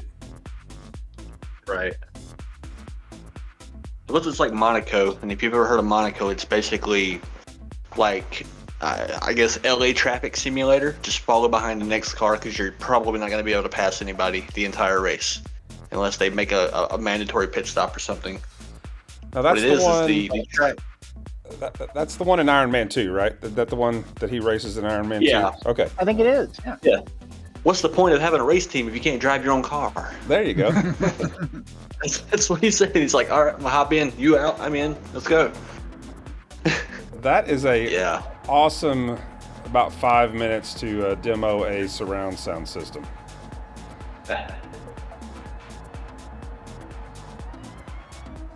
That's a good tip. I'll have to try that one. Another good one that I always used to use was Avatar. That's the scene where he goes out into the wilderness kind of by himself, and then I don't remember exactly what they're called, but the dog-like creatures are kind of chasing him. They're running around him. Yeah. Oh, yeah. I like that movie. I didn't even watch the second one. I loved the first one, but everybody said the second one was kind of weak as compared to, so I didn't want to let myself down, but Oh, it's all right. I'll have to check Don't it out. Yeah. don't expect too much. I mean, but yeah. It's hard to compete with the first one. I think anything is hard to compete with the first one. It's another one. So I'm really big into audio. It's one of my hobbies, and so I've built tons and tons of speakers and different stuff. And so I've got a pretty crazy sound system in our theater room. And U-571, that movie about the submarines, there's a lot of subsonic frequencies in that movie. So you wouldn't normally know it, but if you've got a heck of a, some low end in your system, your room just kind of wobbles. It's pretty awesome. All right, guys. Okay. Gotta exit the track for Mr. Racing. Did I not do that very again? good. I did not do it again. Okay, perfect. Coming on out. No, it's okay. I just got the okay from him to start. All right. So C-Dubs, I didn't know that. I didn't know that you were the video junkie. I work as a DJ, so I'm all about some audio equipment. Well, it's funny. I have a very short attention span to hobbies, my wife would like to say. So I'll get into I something see. and then I'll just go all in. Now the audio stuff has lasted longer than most, so this probably started 15 years ago. But I got hard and heavy into like designing crossovers and all of that stuff. I built some crazy stuff Oh, wow. over the years. Oh yeah. Okay. Yeah, I used to do all the sound competitions a long time ago. My goodness. Oh, like car audio. Car audio. Oh, God. Well, Part of the reason I say what so much. yeah. Huh? Yeah, I'm used to being around like heavy equipment, loud, anything, construction area. I built ships for over a decade, so I'm used to some interesting stuff. Yeah, that's got to be one of the loudest places to work, is a shipyard with 2-inch pieces of steel banging around. Oh yeah. We've got earplugs, but they only do so much. And then there was a whole I guess, case against 3M and their earplugs, and they weren't actually providing enough protection, Yeah. which sure. can very much attest to that. I'm like, I don't think there's enough of anything to provide enough protection from that. Yeah, I got to move into hearing aid land here about 4 years ago, so Oh, I probably that. should be there. I got out of it before everything got too bad. I was used to my eyes getting burnt from flash burn and everything, because I was welding, and a lot of the burns or anything I got wasn't from my own doing. It was from, you'd be walking through an area and somebody would strike an arc, which started Sure. a weld, and it would just out of the corner of your eye flash. You do that for 10 years, it starts to add up. But I think I got out of all of that without damaging my eyes too bad. I don't have to wear glasses or anything, not yet anyways, so thankful for that. But now I still drive for a living, so now I gotta worry about crazy people on the road. That's fun. Everybody got their licenses out of a box of Cracker Jacks. Oh, it is fun. Awesome stuff. You know, you got people out there that can't even navigate a parking lot correctly. Come on. I always say, I guess I just say it to myself, or I say it to anybody with me. I'm like, well, I can tell they're on controller, but in like real life. That's funny. That's good stuff.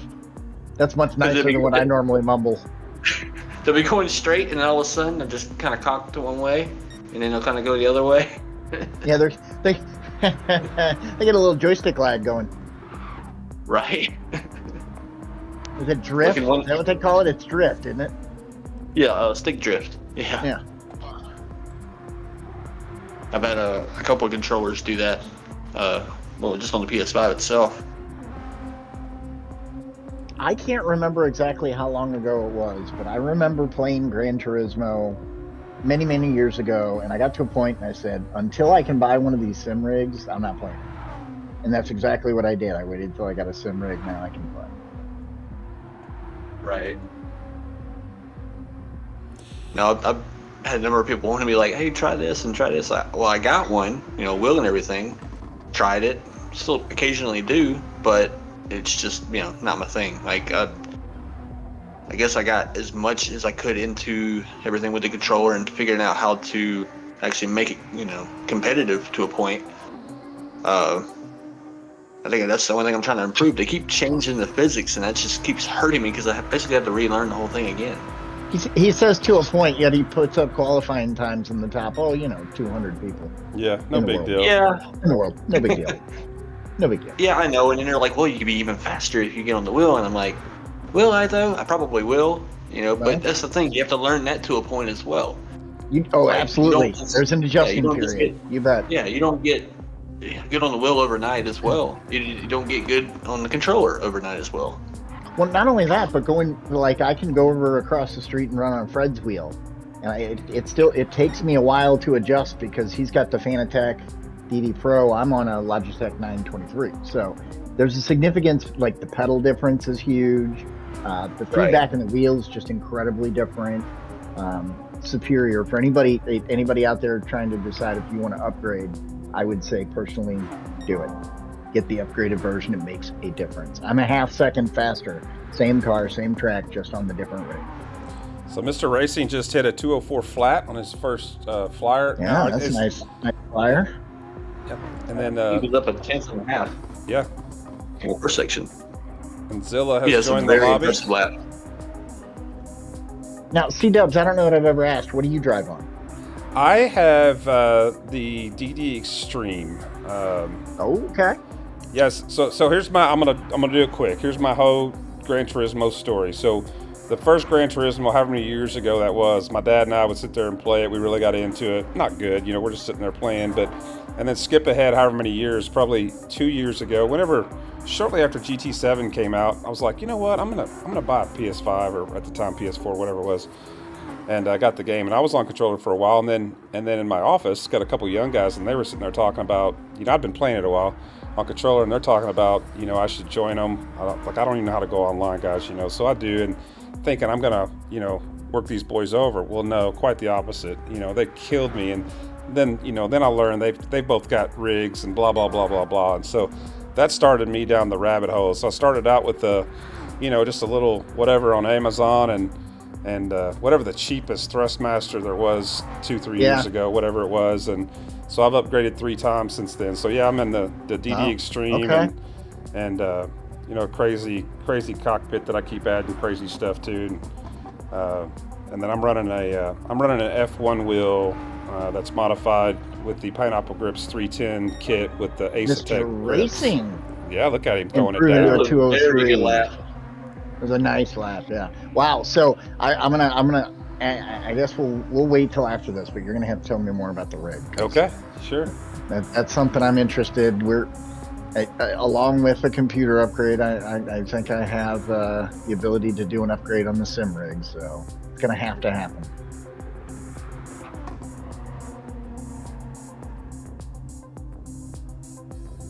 By that time, I'm just gonna need to take lessons. That's all there is to it. Oh, he resets to the pits. Yeah, he did. Interesting. I think that's the Well, only way he that'll- was going to get an actual another good flying lap out, Right, or at right. least an attempt at one. But I don't know if it's going to be enough of an improvement because the second lap the car was much lighter. So, not to say you can't do it, but it's going to be more difficult to Well, and try I to would beat be it. revving it out. Leave it in fourth instead of going to fifth. Yeah. Just run that fuel. You do have Might take time a little for longer it. to get. Yeah, he's got time to really try and burn a little extra on this long lap. Yeah, this puts him at P1 overall right now, doesn't it? Yeah, absolutely. And I think by 2 or 3 tenths, I believe. Yeah.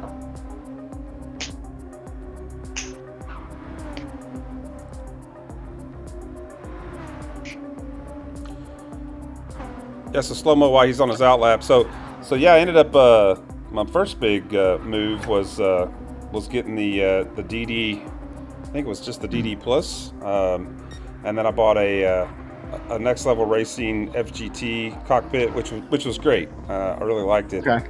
I'm a bigger guy, so, as time went on, funds were available, I could tell a little flex. So I just recently, probably 6 months ago, went to the SimLab P1X Pro. And I caught it, I think it was a great deal. I caught it at Micro Center just before Christmas, I think it was, or right around Christmas. They had the Tony, I'm going to say his name wrong because I don't watch racing, Tony Kanan edition. It's black with orange accents, and I really dug that. We're big Tennessee fans here. So anyway, did that and just kept building it out, and it's gotten quite out of control. So actually on my YouTube channel, I do a quick tour of that. So I know you just jumped on and subscribed earlier, but if you get a chance later, check it out. There's the only actual video that's not live on there is a quick tour of my rig and Of the rig? Okay. and I need to redo it because there's quite a bit more done to it since then. So You don't have motion on it then, I right? do not. I'm looking at motion. I'm kind of waiting for the price point to come down. There seems to be Yeah, it's really high. of cutting time off my laps.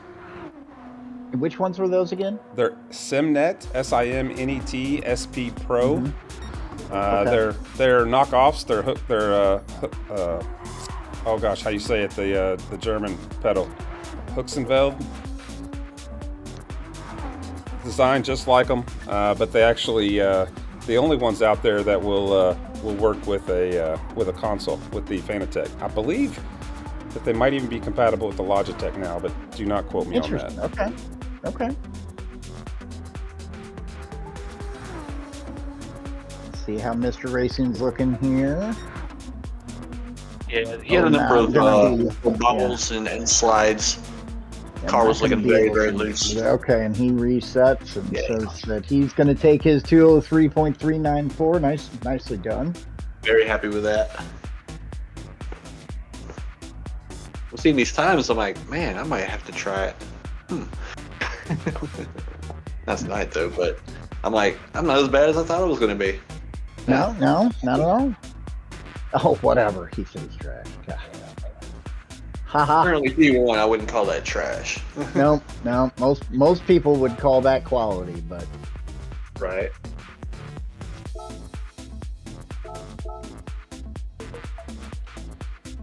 Yeah, I think I'm gonna get fired from broadcasting. Apparently, we froze again, but it's back.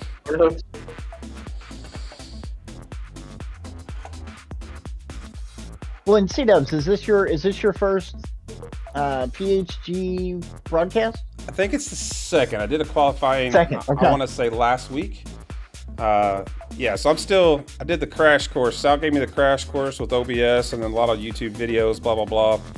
A lot going on with all that. So, yeah, my squirrel moments are coming from watching the screen, trying to make sure I'm hit spectate, giving everybody the data, watching Discord, see what's going on over here, and then, of course, the OBS screen. And, I got too many things going on for my poor little brain. Looks like we've got a couple participants jumping in here. I see a Pablo Chacon. I see an RSR Zilla.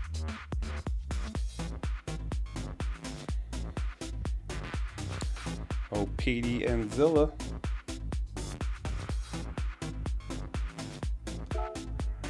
Yeah, I just checked into Papa's stream, and he's got pretty much everybody else that's might come over here and qualify tonight. Are they all Good practicing? number of drivers. Yeah. Okay. Zilla is ready.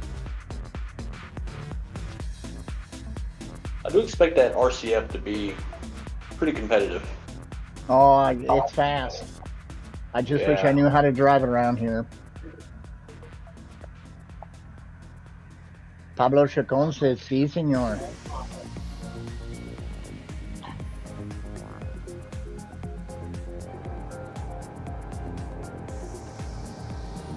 All right. We can get to Vámonos. it.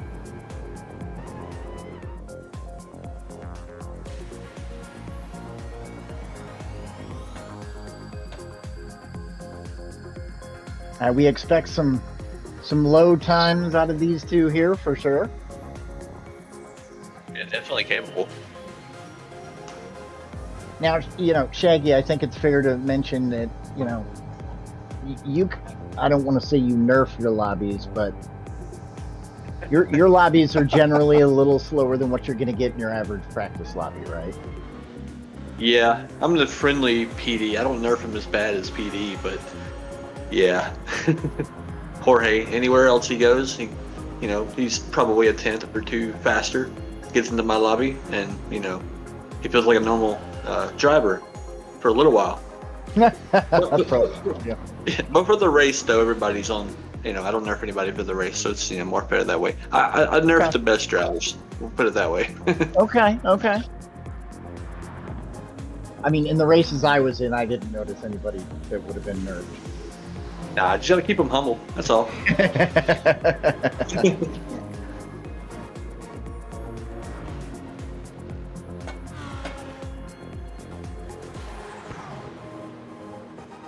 No, another thing that Shaggy, I got to tell you, the All-Star Weekend was great, all the way around. Yeah. What an awesome event! That was cool. Good job putting all that together, as well as all this. I mean, let's not kid around. Right. It's it's a trip for sure. It's it can be a little pain at the times, but I enjoy it. I'm just happy that everybody has a place to go and to avoid those awful dailies and avoid a lot of the toxic behavior that you'll find on a normal GT7 daily, no matter what time of the day it is. Amen.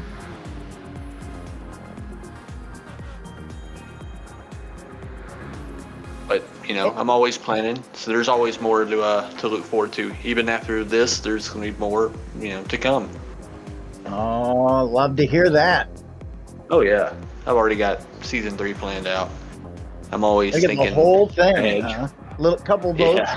here and there, I'm sure, but Well, yeah, I keep it, to a like voter friendly, racer friendly, user friendly, whatever. Yeah. Give everybody something they want. Introduce some new tracks to the next season. Bring back a couple of the favorites. Put it to a vote and see what you want to bring back. There's always something for somebody, and there's always a track like this for some other people that are like, I'm just gonna go and take a vacation instead of do this. and let's see what Zilla's looking like here. Oh, I think I missed his time check. Well, it's because your guy that's operating is not doing a great job here. No, that's okay. I think you're doing a fine job. Thank you, sir.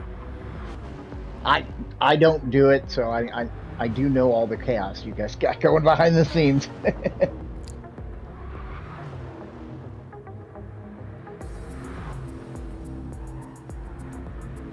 These two looking quite nice and clean.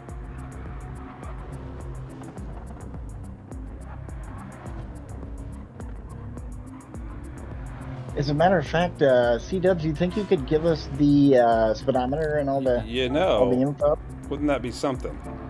Yeah, you just got to stay on top of me. Check this guy out. You just got to stay All on right. me. Very good. Thank you. Yeah, we're just gonna stand out here with a stopwatch. Hey, you need a stopwatch? It's Italian. Right. Yeah, on the daily, I see clips from that, and It's great. It doesn't matter if I've seen it a million times. I have to sit and watch it. Of course, the 7,000 plus go like hell. Yep. Watched that clip today. I watched the one where Mr. Ford gets into the car with him, and he's just overcome with emotion because of how fast it is. And Yep. yeah, that's an awesome movie all around. I actually introduced my girlfriend to a classic that everybody knows last night, like Days of Thunder. Oh yeah. Oh, what that is a classic. Pablo Chacon, Yeah. little drifting around turn one there. Yeah, you got to drive through the smoke, man. Days of Thunder was excellent. I probably watched that a lot Right. when I was little. I Yeah, y'all haven't mentioned the seen it movies to recently. watch with like surround sound and a stereo system and everything. Yeah, turn that one up. There you go. Okay. Yeah, somebody mentioned the beginning of the scene of Top Gun for a good surround tester a while ago. I forgot to mention that. Yeah, that's a great one.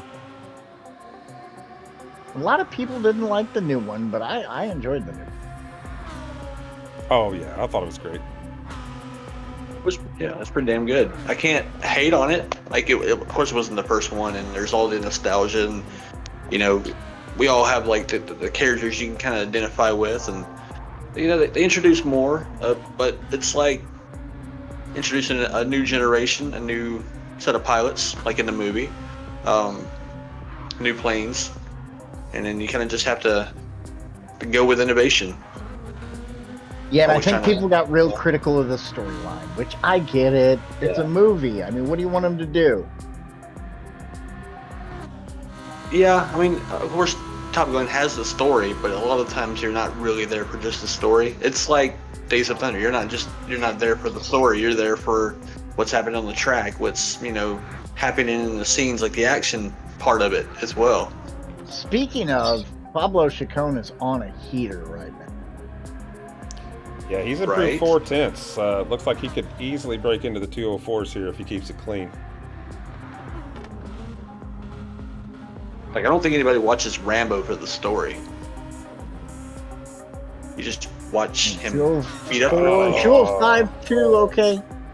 Just a little off that, but I think he's got it in him now that he's lost a little fuel there. Zilla's still coming through and just starting his hot lap after going into the pits.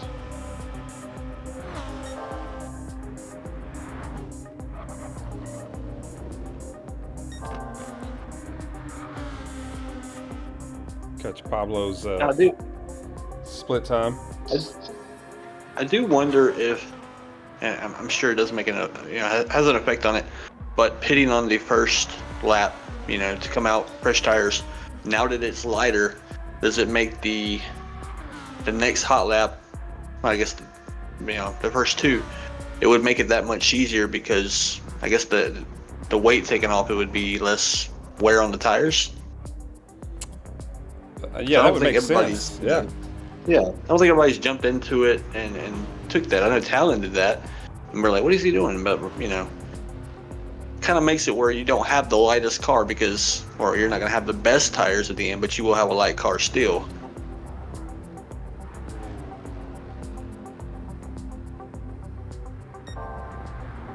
Big I Joe's noticed in both the of them were purple at the half point mark. Big Joe and Carl have joined us in the stream. What's up, guys? Hey, what's up, Big Joe and Carl? It's just Carl? Is that who that is? It's just Carl. Yeah. Very good, okay. I may never forget the race he made me look like Nostradamus. I picked him to win, and that's what he did.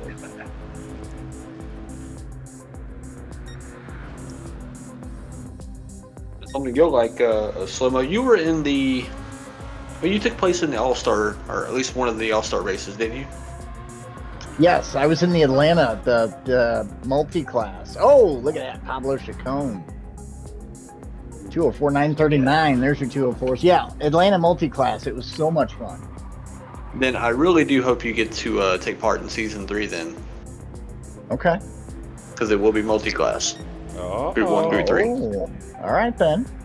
Yeah. Listen to this. There's season 3 info coming out. Yeah, Shaggy's throwing us some teasers. Mark, C-Dubs, you might have to mark and short that. Because basically, I have it figured out to where qualifying will still be everybody shows up in the car they pick. It'll be a car, not like necessarily a manufacturer, but it'll be a car for each one. Of course, Group 1 will be limited to a certain amount of cars. I'm not going to mix the hybrids and then the Group C and then the VGTs. That would just be a little too much craziness. But it'd be like, I'm thinking about going with the hybrids. There's like 4, 5, 6 of those you can choose from, and then any Group 3, and that's your car for the year. And I'm not sure what's going on here. It looks like Pablo Chacon is attempting some of the track in reverse. Yeah. I'm not sure either. I think he's happy with his 204. He said that'll I don't do. think he has a choice. It's either you like it or you don't. I think he might have had a disconnect, honestly. Because I know he had a disconnect in the last round during qualifying for a Is he split. running a fan attack? You can ask him, probably. I wonder. And the only reason I ask is Fred was having the same problem, and he got a recommendation to buy a USB to USB-C adapter and plug into the USB-C. And so far, I believe it is corrected. Okay. So Shaggy, Yeah, I think that might have been it. DeJean D. Smith, he said, can he have his alt account join also? And I think I could answer for you, back me up. We just only one account to run the race. I mean, you can use your alt account. Like, it'll still go down as you. In the end, it'll just be like, it's just going to be updated to whatever the last account you use. Just don't use a different car. Of course, use your same manufacturer that you chose already. But that's the only thing. Like, just let me know that it's you, and there's no problem. Because then it'll just be updated in the points, and then any other like information about, you know, what you've done during the race and splits info and all that. It'll just be for that. Because we do have a couple of drivers that have used multiple accounts that with varying names that weren't, you know, alike. But we know who they are, you know, they let us know prior to it. But to clarify, you can't use more than one account in the race. In other words, you can't use your primary account, qualify, and then try to come in with an alt account and try to qualify better. I mean, if it's week to week, I would prefer it was one account that's identifiable for that round. Like, don't, you know, qualify on one account, then race on a different account and whatever. Yeah, because then it becomes confusing, and then you might not get your time put down because we might think you're somebody else, you know, unless we know prior to it. That's just to make sure. Just try to use one account at all times if you can. Okay, Jorge's joined us. We've got T-Rex. We've got Carl. Getting a few more in the lobby here.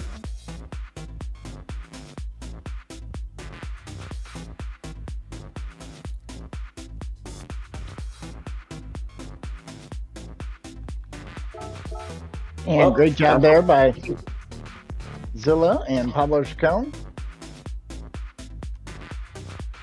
So far, I believe that would put them in first split, correct? I think everybody's in first split right now. This track's so unpopular, you're going to have one race on Friday and one race on Saturday. No, I disagree. I think you'll have more. I think there'll be more people. I just don't think it'll be as many qualifying as last week. And last week was a lower popularity one. I think 51, 52 people qualified for round 6. I don't see between 40 to 45 qualified for this one, honestly. Okay. But they might show up. You never know. Just, you know, pretty experienced. Not necessarily like, oh, I'm going to go here and, you know, dominate or do well.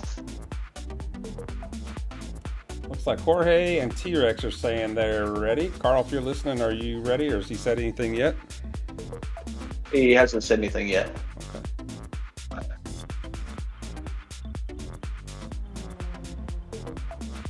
But I do like his livery.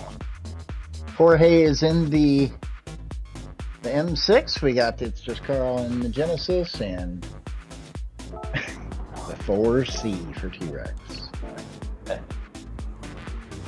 Would that be the Jurassic Park 4C? I think it is. All right. It's Just Carl is ready. Got his windshield wipers going. Didn't know it was gonna rain. I wish it would rain at some of these places that they've opted to not include rain.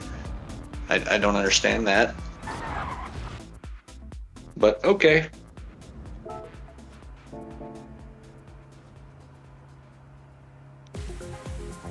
Just imagine how these races would go here with like a full torrential downpour Oh man! trying to go down that hill. Could you imagine? Yeah.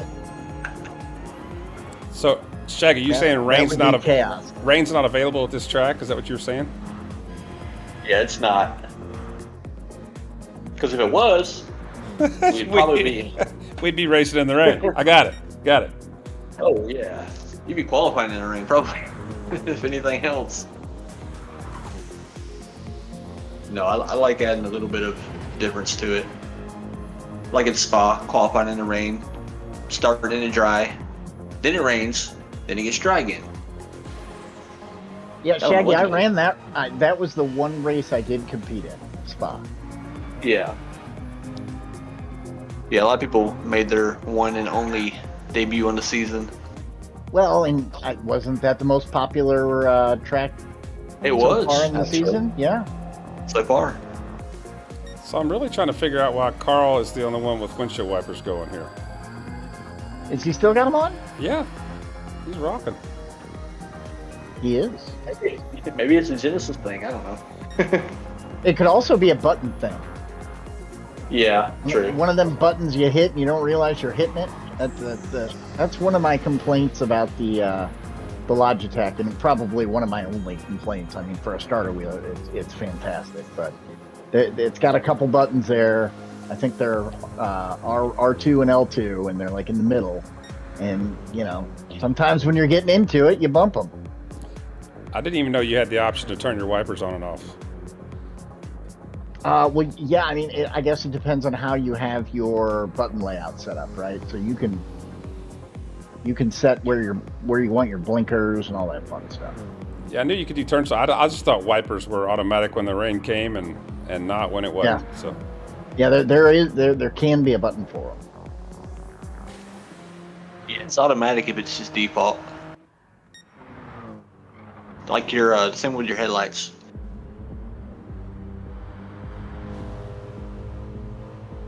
Because wouldn't that be kind of cool if we just had a race and it was at nighttime and everybody had to race with their lights off? Oh God! I still haven't found the lights. still haven't found the button for my hazard lights, or I guess I need to try to figure out where that is in the mapping. Yes, I think it's default I'll be is honest. the, I don't know where my blinkers are. Well, no, y'all are on the controller, so I have no idea where y'all got them at. I know for the controller, it's like the default is a little center button or whatever. Left, right, center. Oh, the pad. Yeah. Okay. Yeah. We got Jorge here on a Flya,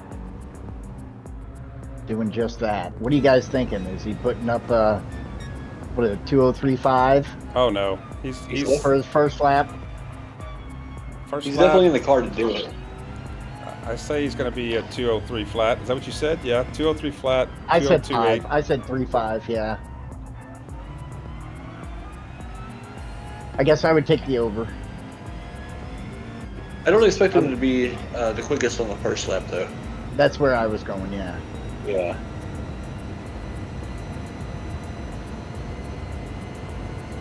Down about a quarter tank of gas, so that's really good progress considering he's ran 2 laps. It seems to be about standard for most of these cars, and he's Oh, T-Rex. pinging that rev limiter on 5th. T-Rex with a 1 second penalty. Ooh. Painful. This is a very bad penalty line as well. Jorge because going everybody is into the pretty pit. much going top speed through there by the time they get to that point, and you're just sitting there. When you have to serve it, you get passed by half the field. Oh yeah. Yeah, so Jorge jumped right in the pits. He didn't bother with checking that first hot lap. No, he wasn't worried about it. It did look a little sloppy. Yeah. Runs a 202. That was sloppy.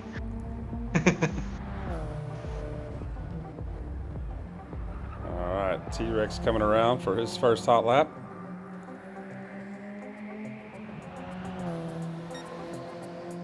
.209.6. 9.6, okay. And here comes It's Just Carl with his 209.5. I know both of those guys got more in them than that.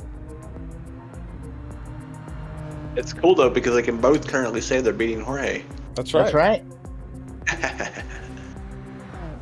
Who is still Like, working on his end it outlap. now. We're done. Carl's up. It's Just Carl, yeah. How far was he up? I didn't catch how much it was. I want to say 3,300s, but don't quote me on that. It's been a minute ago. Okay.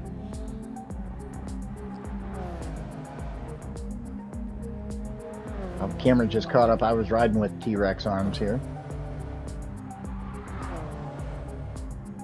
He's got a really good line going through here. Looking like he's going to have a nice lap here. Oh yeah, he's up a second. Yeah, Oh, he's got to hang on. His time. Oh, you're all right. There you go. He did not get any damage there, so no harm, no foul. Just a little shimmy.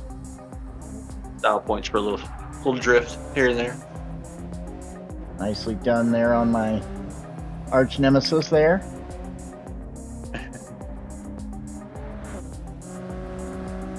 Yeah, that 4C in Group 3 is fun to drive. I really enjoy it. It was better before. Gains another 3/10.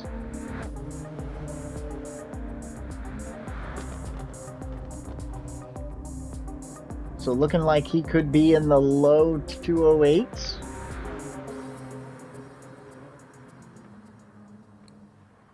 Let's see how well he does here on this last turn.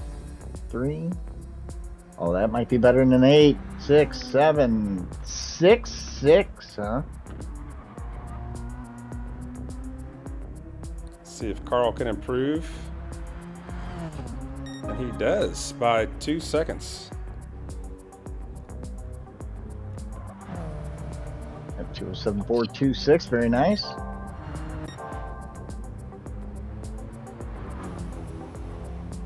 We take a look at, we'll just call it high expectations. There you go. That's what you should name that livery, Jorge. That's high expectations right there. Right I think on the Jorge edge. is running without brakes, or the acknowledgement that they exist, because every turn it's like I don't want to stop. Right?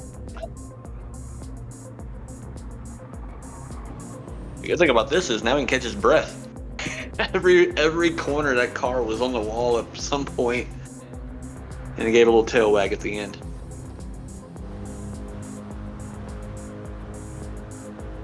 That is making the car do incredible things right there. Wow, 134 split. Wow. That's That is a 203.4 currently. Wow. Let's see how this ends up. And I know for a One fact more. that's not even the best. Well, no, yeah, he's only at the half tank mark there, so he's got another lap with a lighter car coming. And he's going to bank at 2:03.1. Oh, I mean, going up the hill and going down the hill, there was contact with the wall. There was, little shakes and bobbles here and there. Yeah, right. Still a lot that of, still a lot of time to be gained.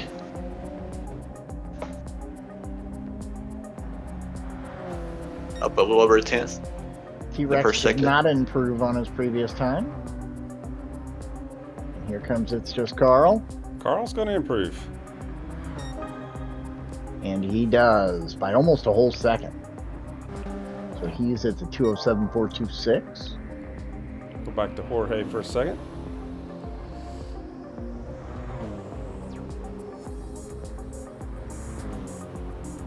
And just as a side note, Carl is still running windshield wipers. Maybe it's a cheat code we don't know about. Improves the aerodynamics of the windshield. That's it. That's it. Oh, wow. Okay, Jorge's Look at up Jorge. 8/10. And the windshield wiper's running is charging the battery. That's it.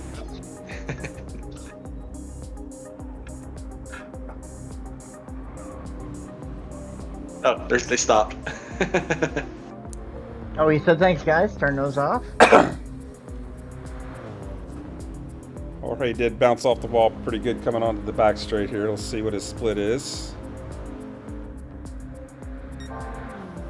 Could have. Let's see. Yeah, it's stopped sharing for some reason. Let's fix that.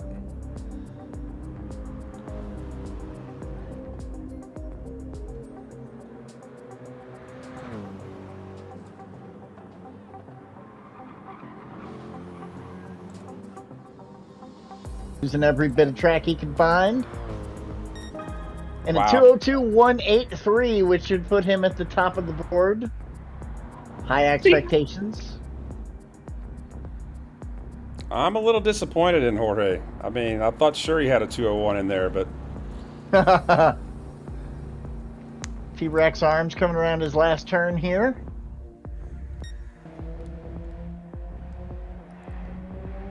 oh, wow. And he will improve to a 205.982. Well done by T-Rex. No doubt. Good qualifying Very session good. for all three of our drivers. We have a Papa sighting.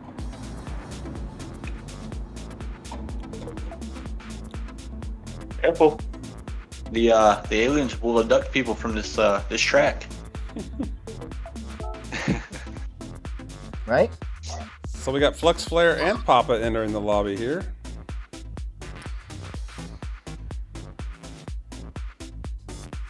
You know the bad thing is though, because Jorge's in my lobby. Any other lobby gets a 201.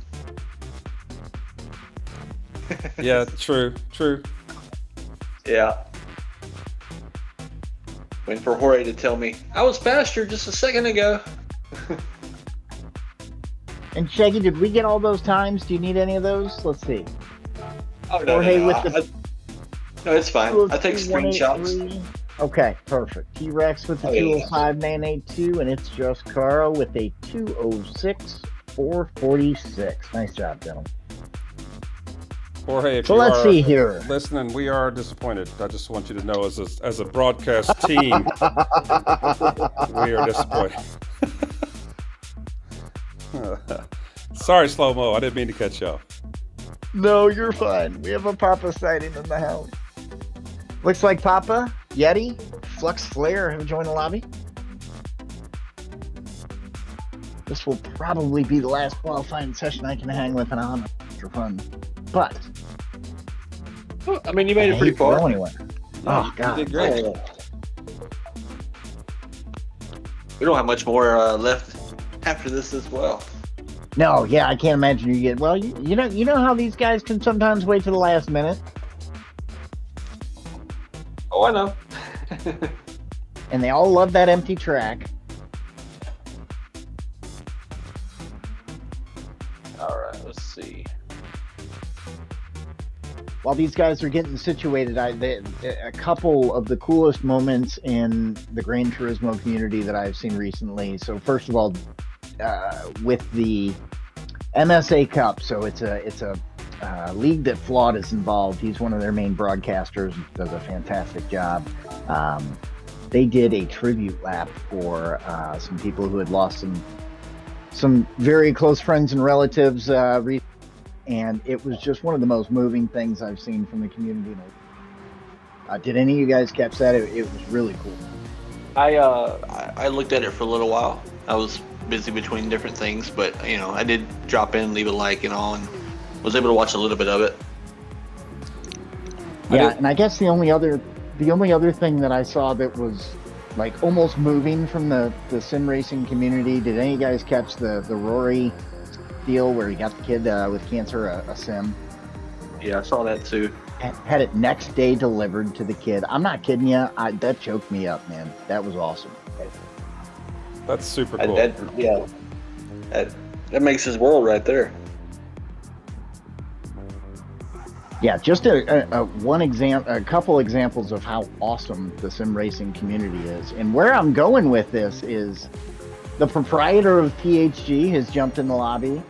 The proprietor of PHG probably is one of the more modest proprietors, but you guys got to realize the PHG is probably one of the strongest communities in the sim racing community as a whole.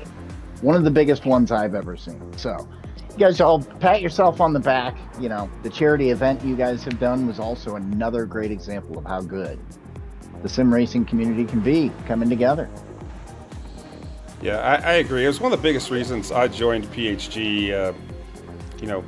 Looking around, talking to other people, racing with the guys in the lobbies, and then learning that we also do some charity stuff, and just our motto, great racers, better people. It's awesome. It's an awesome team. And all the guys the other teams that we're tight with, I would say, RSR, CBR, BHR, it seems like they're all that way. So yeah. it's a great group of people to be in here with.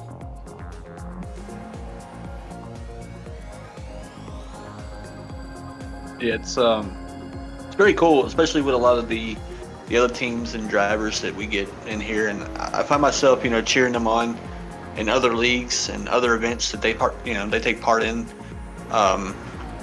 So it's nice because I guess in a way you become a fan of each other, whether it's between the racing, between the content, the ideas, the camaraderie that we can exchange between one another.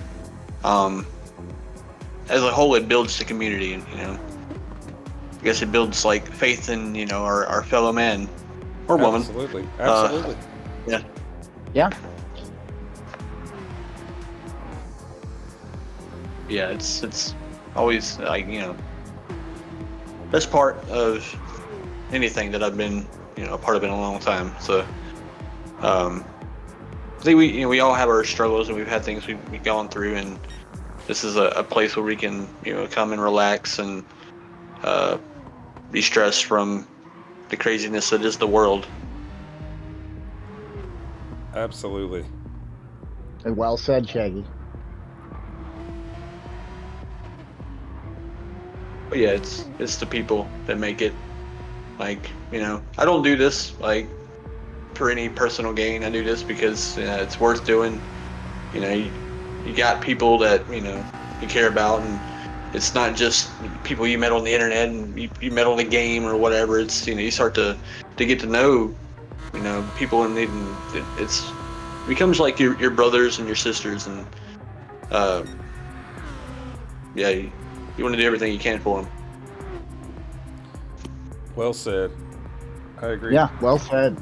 Looks like my stream froze once again. Sorry, guys. I'm sure there's some settings that I can fix at some point.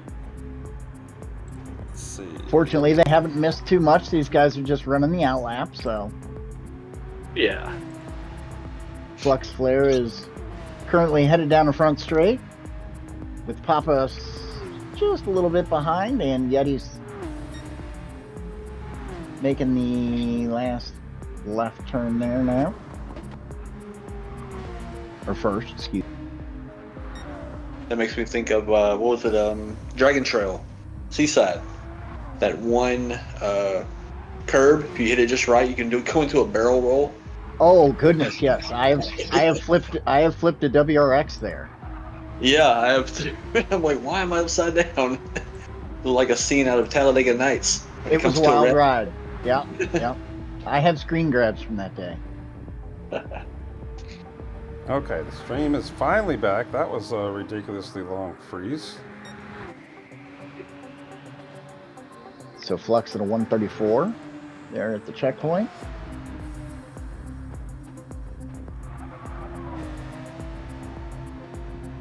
Looking like he's got a good lap. He's pulled away from Papa just a little bit. I've been kind of watching the delta between those two cars. You guys talked about it earlier, how viable that Porsche is in so many situations. Yeah, great time. Wish you could 204.3. 2043 for his first. That's a nice one to stick in the bank. Well, I expected, Flux to put down a really good lap. I want to say he's won 3 times so far this season, all in second split. He's just a second split mainstay. Yeah. Papa Colored, real shiny, real pretty. Like a shell. Oh, Flux got himself a halfer. Yeah, he did. And he was That's up. unfortunate. He was up on his time, too, before that happened. Well, he will serve that on this lap, and he should be able to get, depending upon whether or not he chooses to go back to the pits, he should probably be able to get 2 laps in. I would actually go and get new tires. Honestly, I think he's got, a banger of a lap in the first one. Yep, I agree. Might as well. You get for broke on the end there. Just go for everything.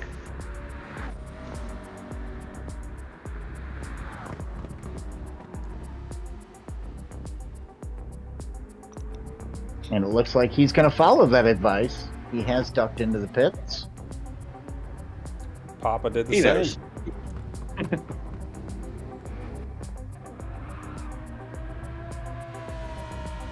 And let's see here. Yeti is coming and little turn here.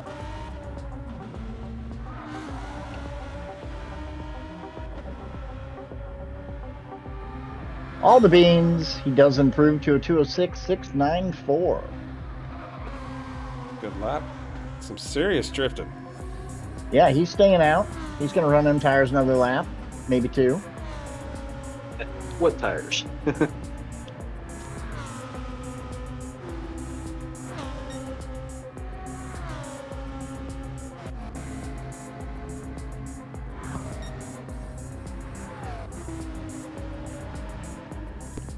So Yeti's the only one here running for time. Everybody else is on their out laps right now.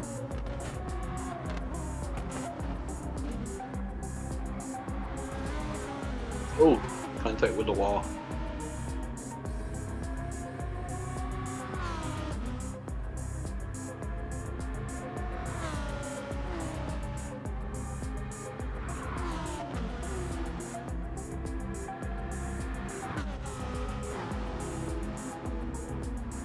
Oh, that's going to be a penalty, unfortunately. Just got a little wide there. Maybe not. I don't think it's going to be a penalty. I know it's damage, and the lap is pretty much shot. Yeah, he but did get you damaged. should get another try at it.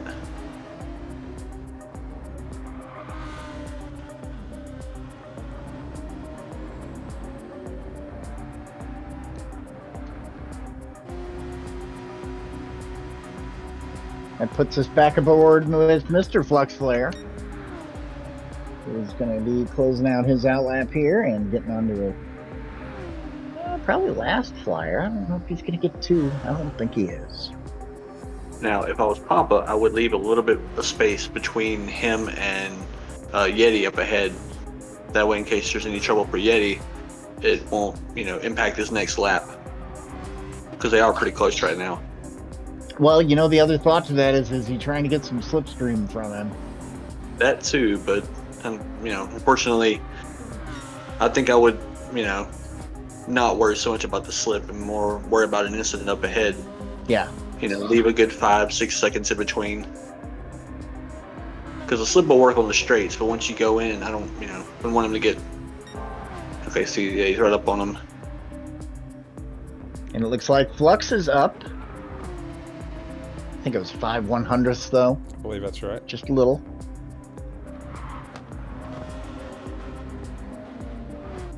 Just like that, Shaggy. Yeah, but thankfully, Yeti was able to get over. Papa got the slip for the first section, which put him up over a half a second.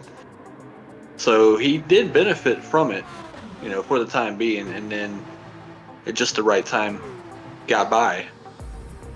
So that's one way to do it.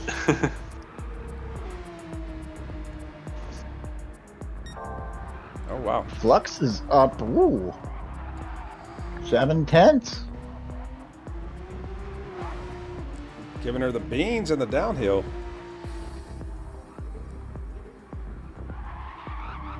Oh, hang on. Nicely done. Nicely done. Get out of there. And we know he was 7/10 up on the last checkpoint. Let's see what he looks like when he hits this. Oh, wow. Oh, almost a second.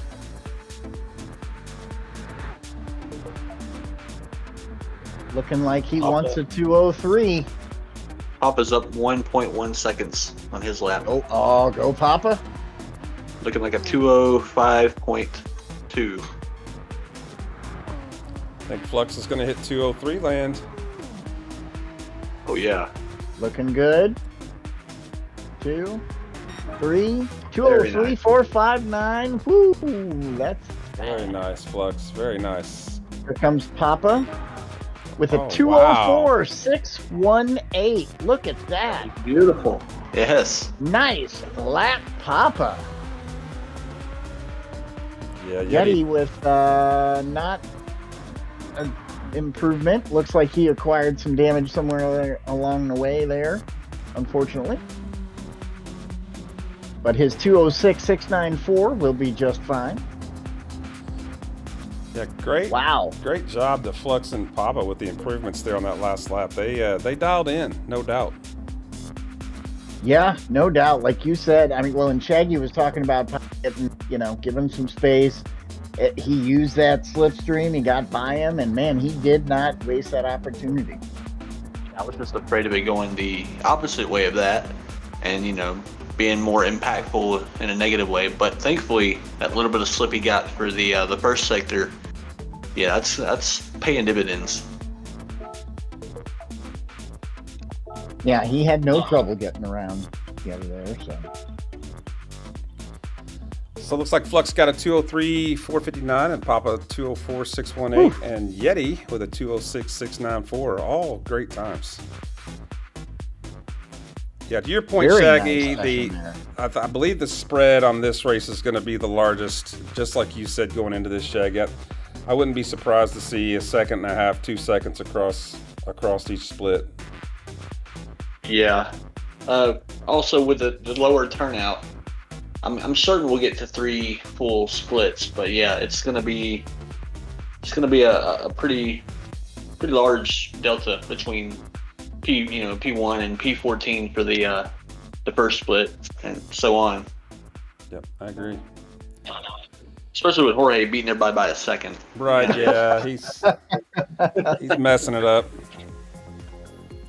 Yeah, it's like we need, everybody from P2 down. It's a little closer. we need to see some KP Wilcox or somebody to come challenge Jorge out. Yeah, I'm not as confident in, with that NSX being an MR and everything, but I think he can still manage a good, probably high 202 at least. Yeah. McNaughty, if you're listening, we expect you to beat that. 201.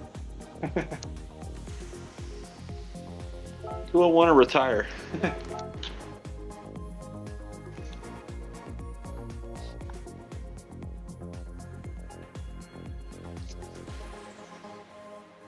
So, quick cheap plug for those of you in Streamland here on my awesome 5 freeze stream I've got going here. If you haven't hit the subscribe button, please do. Throw me a like. Not necessarily looking to get monetized by any stretch, but my big, I'm right around the corner from 50 subscribers, just 3 away. So if we can make that happen, that'd be awesome. Hook up our boy C-Dubs. Come on. That's right. Bring it. Well, gentlemen, this has been a pleasure as always. C-Dubs is first time getting to be in the booth with you, so thoroughly enjoyed that tonight. But I am going to have to dip out for the evening. hopefully I can make some time to get some quali in tomorrow. So I might get to see you guys later. Well, thank you, Slow-Mo. Thanks for the help. Appreciate you being in here. It's always a pleasure listening to your commentary for sure. So thank you. Thank you. Always Thank you. I appreciate it. You guys are the best. Good night, man. Enjoy the rest of the evening. Hopefully you get some more solid qualities this before your session's over tonight. All right, gentlemen, enjoy. I will catch you on the round side. Thank you, sir. Toodaloo.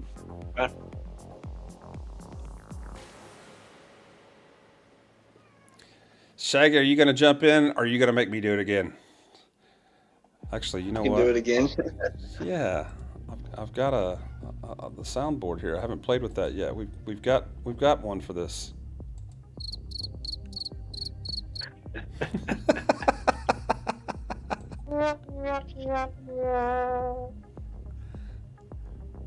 Actually, I think here you might need one for a cow. True.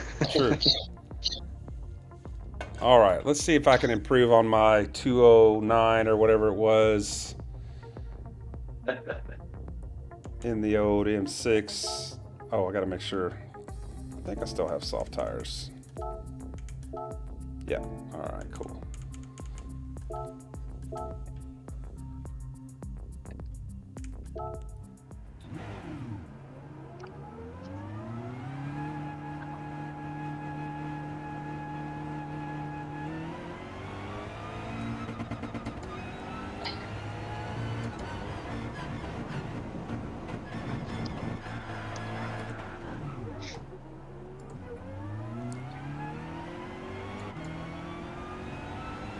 Yeah, you just got to hit it on your out lap. That way it doesn't mess up your lap.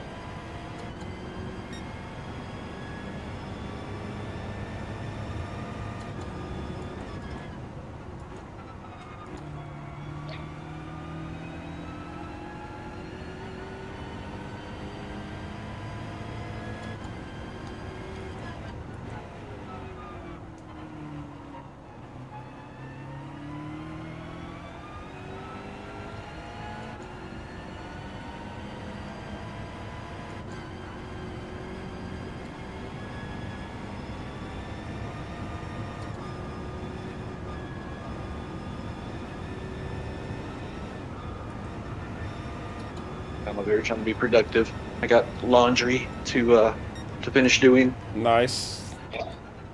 Yeah.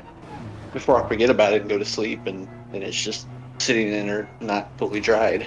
You know, I got to say, it'll be there tomorrow. It'll be there for you. It will be. I'll have to wash it again though. Be smelling a little bit. True.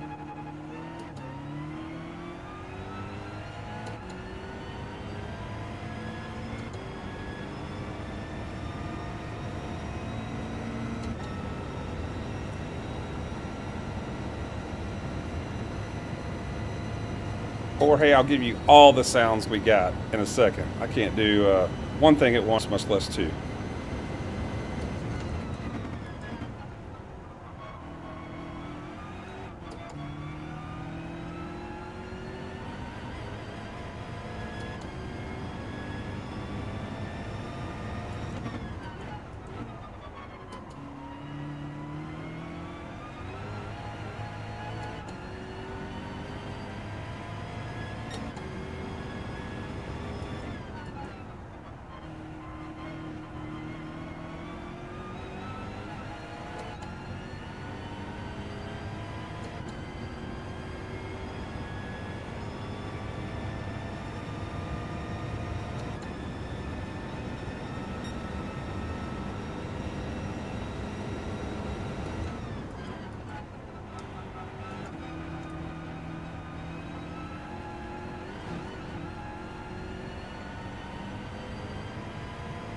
I think I saw you put down a pretty good time for race B. I'm like, I might have to go back and beat that now. Oh yeah, I was so happy. That's my goal every week, just to beat you. And then Pyro, did you see what Pyro did? Got into the 55s. What a turd. Sounds about right. Which I didn't really do that much qualifying on it. Pretty much in B rank lobbies, dropping my account down or an alt account. So I'm starting the front, then I drop to the back, and then I race to the front. And in B lobbies, that takes like a lap and a half, and I'm in the top 3. That's awesome. Yeah, it takes me about 3 days to. Today, I think today was the day I got that time, I believe. My previous time was Ferrari's about, not the best there. was about 3/10 higher than that, I believe. Right. I'm about to go try the BRZ. I want to say the last time we were there, had a really good time in the BRZ, but it's been an update or two since, so we'll have to see. It's so hard for me to keep that BRZ glued to the ground. That back end just wants to be everywhere when I drive it. It used to not be that way, and they changed the grip levels, basically swapped MR and FR and how they react, and so yeah, it's flipped everything upside down on that. Because the BRZ used to be so grounded, didn't have to worry about it slipping or anything. It just wasn't fast. It just, it had plenty of grip. It just didn't have any top end or acceleration. Like the mid speed in certain corners where you really didn't have to even, lift or brake at all. It was perfect. And it was even like dominant in the rain, and they changed everything up, and now it's not as good. For you BMW drivers, I don't know if you guys are watching, but I mean, I am showing you how to take this car around the track, no question. I showed you how to do a 27-point turn in the uphill section when I bounced off the walls. All right, let's Like make 5 minutes of Austin Powers. Yeah, that's what it looked like.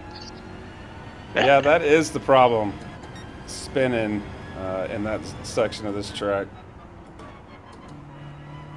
Yeah, I've seen people get stuck like that at Spa, going into the pits. Oh my, yeah. It's like, what do I do? What do I do? Yeah, somebody said they stuck, like couldn't move the car. Oh, I'm certain there's the amount of clearance is probably less than a foot, and I don't feel like you can get enough. Well, technically, I don't know. From experience, it might depend on what your settings are, I guess, for it correcting itself back to the track, if it would do it or not. But you can a lot of times push into the wall and it'll try to correct itself. That's funny. So I don't know if it would allow you to do that because it's the pit lane.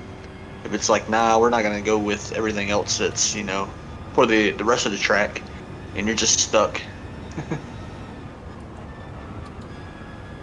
That, or you can actually get a running start.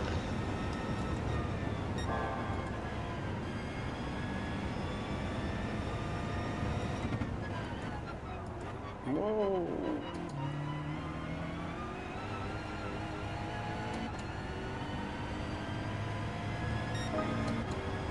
$207. Improving. Yeah, once again, it's the socks. I don't have my racing socks on. Oh yeah. So your socks need racing stripes. You're gonna laugh, but for the longest time, the most comfortable thing for me to wear was my Acorn house shoes. I mean, if you're comfortable. Whatever it takes. Yeah. I stopped doing that when I had the old bearing mishap here a few weeks back. I'd never got down and looked at my pedals. I don't know if you have. It's kind of scary down there, but yeah, between cat hair and dust and everything else you pick up with your shoes, and then you just jump right in the rig. I'm certain that that had something to do with the bearing failure. It had to have. It's like, what kind of random creature am I gonna find below my feet? Exactly. See, I grew up, I guess in a house in the country. Okay, many different things can get into a house. Sure. When it's close to the woods. So we randomly wake up and there was cats and everything in the house and outside and everything. So like the mouse population wasn't really a thing, but the field mice would find a way in sometimes. We got traps and everything, but they still manage that. So you might just randomly step on a mouse while you're trying to go to the bathroom, waking up in the middle of the night. Fun times. Yeah, that's good stuff. You're like, what is that? It's not a cat. Yeah, so that's It's a good way to wake yourself up for 2 a.m. in the morning. The house we're in now, we built in '08 and '09. We had a crazy situation with skunks. I got home one day, walked out in the backyard, and these two skunks kind of came up close to me. It's like, what are they doing? I know enough about skunks at this point that, they're not really, they're not just going to come up and spray you. They're actually fairly friendly unless they got young or something with them. You probably know that. But anyway, I'm sitting there watching them. They walked up toward the back of my house by the deck, and then they disappeared. I was like, well, where'd they go?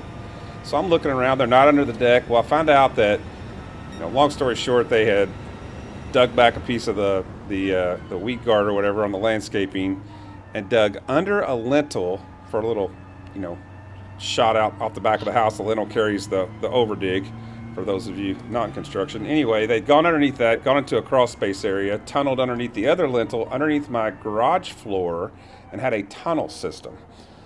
So all in all, we trapped about 9 skunks out of that situation. In the meantime, of course, they had sprayed and done everything else, and we had the worst smell in our house for the better part of 3 months.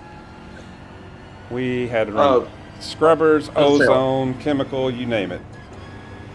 I'll say Old Man Pip's ready to qualify. Let me get out of the way.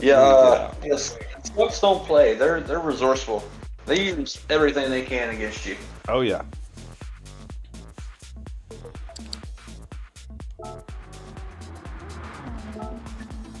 I was driving, making a delivery the other day, and it was in the middle of the daytime, so you don't normally see them just out walking around, but one was in somebody's driveway, just walking towards the road, and then he saw the car coming, and he got all defensive, went straight attack mode, like he's gonna attack the car coming at him, like a dog would, coming up to a car barking and running along it. Like, you're a skunk, right? Yeah. I've always heard that, if you see skunks out during the day, there's usually something wrong with them. They've got some disease, or there's something that skunks get, and I can't remember what it is, but probably rabies. I encountered one day, was getting ready to go to work, and it was raining real bad and all, and pulled up to the gate, to leave, and there was a little baby raccoon wandering around just aimlessly by itself. Didn't see a mother or anything. But I'm like, I want to do something. I didn't want to leave for work yet, so I grabbed it. I got a towel and all, because you never know grabbing wild animals. Oh, sure. You don't want to get your scent on them, but you also don't want to come in contact with them, because you don't know what they could have. It just, he looks sick. And I brought it and put it in a room and just kind of left it there. I ended up not going to work because it got rained out, so I got to stay home and figure that out. But yeah, it ended up, he was really sick. He was very disoriented, and he didn't make it through the rest of the day. Like, he passed away by the end of the day because he was just hissing and just kind of looking all over. Yeah, obviously had something else going on. Yeah, so that might be what happened to that skunk. If you see him in the daytime or whatever, because then it's just like, because normally something like that's nocturnal, you wouldn't see it, and if they're walking around in the daytime, their senses really probably aren't there or correct. So Hornet Plenty has joined the stream. Hey, Horn. Jorge, okay, from what I said earlier, the BMW drivers, he said he's taking notes, so I suspect he could easily get into the 201s after that clinic I just put on, and maybe even 2. Well, remember, Jorge, I nerfed you, so you're faster anywhere else but here. That's right. But then if you watch C-dubs, you're getting nerfed more. Yeah. You were afraid I was gonna break that 201, so you were, yeah, I got you. Yeah, had to nerf him more though. It was, a real threat to it. Yep. Take too many notes. Horn, hit that subscribe button if you haven't already. Give me some love. Jorge, you better have subscribed.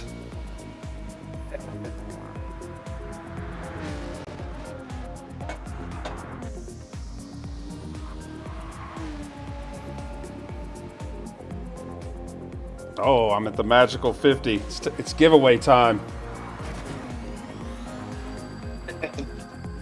speaking of Jorge and giveaway, Yeah, how about that? I need the Subway gift cards. I can give it away. Still waiting. I believe it was a 20. I think you meant $20 gift cards. 20, yeah, 2020s, yeah. Yeah. That works. So is Pip still qualifying, or is he officially qualified? I mean, is he practicing, or is he officially qualifying? He's officially qualified. Okay, got a half-second penalty. Well, I was like, unfortunately, he's qualifying because he's at the penalty. But this first lap for most people hasn't really been a factor as far as the final time. Usually have the ability to improve on the next lap. Yep, to your point, possibly duck in, grab some tires, and roll out. Oh yeah. Yeah, Jorge with the freezing. Yeah, no doubt, right? I'm sure there's a setting that I've screwed up.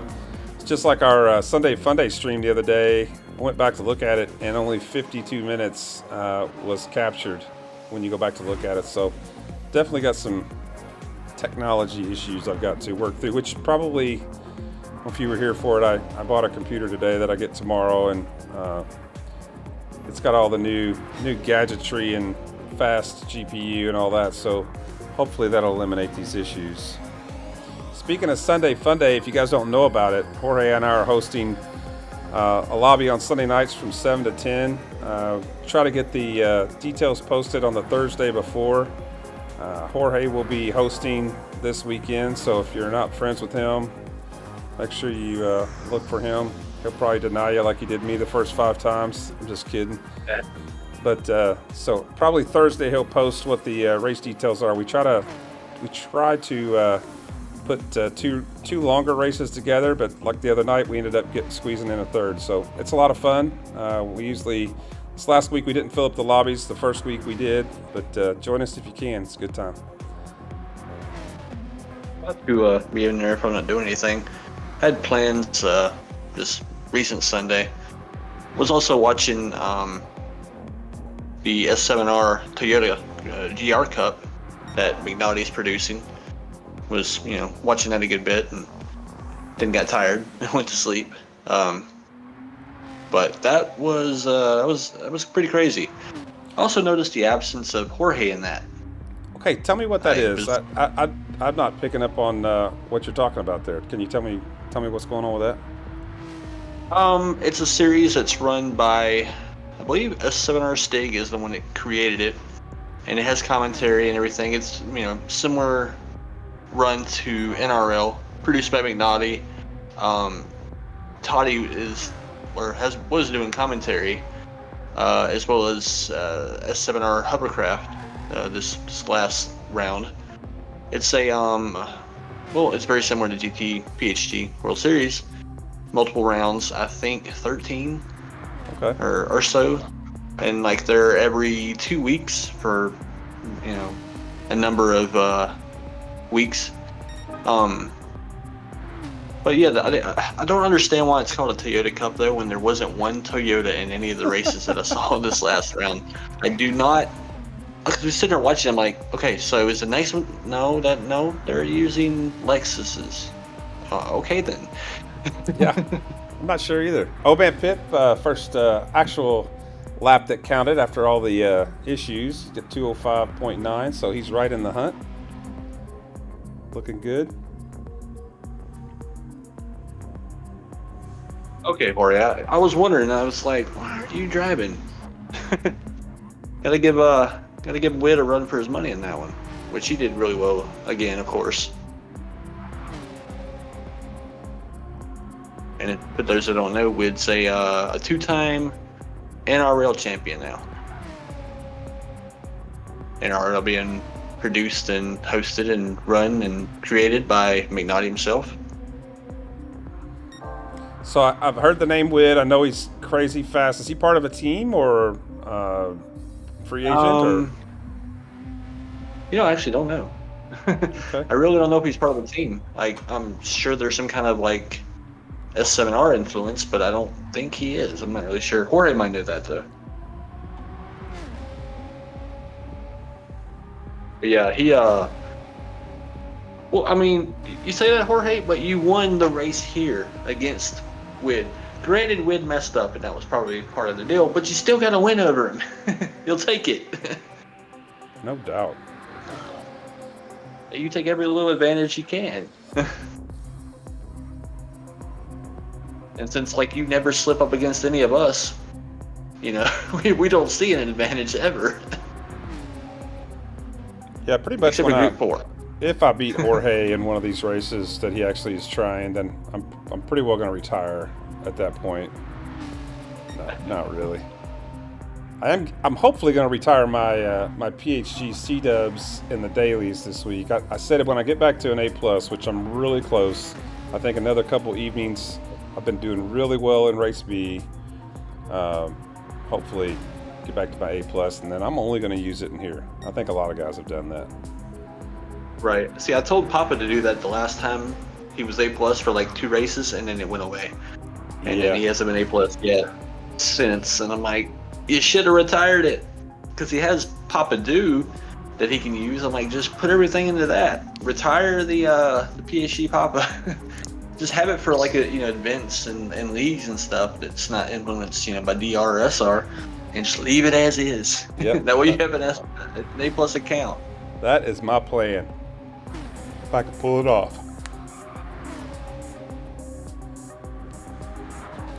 What's up, I said tell him K-Dub? to do that, and then only use it in GT-WS. That way he's in some higher point lobbies. Yep. Jorge So said he's pretty sure Wid's a free agent. Yeah. Okay, that's what I thought. Was not sure.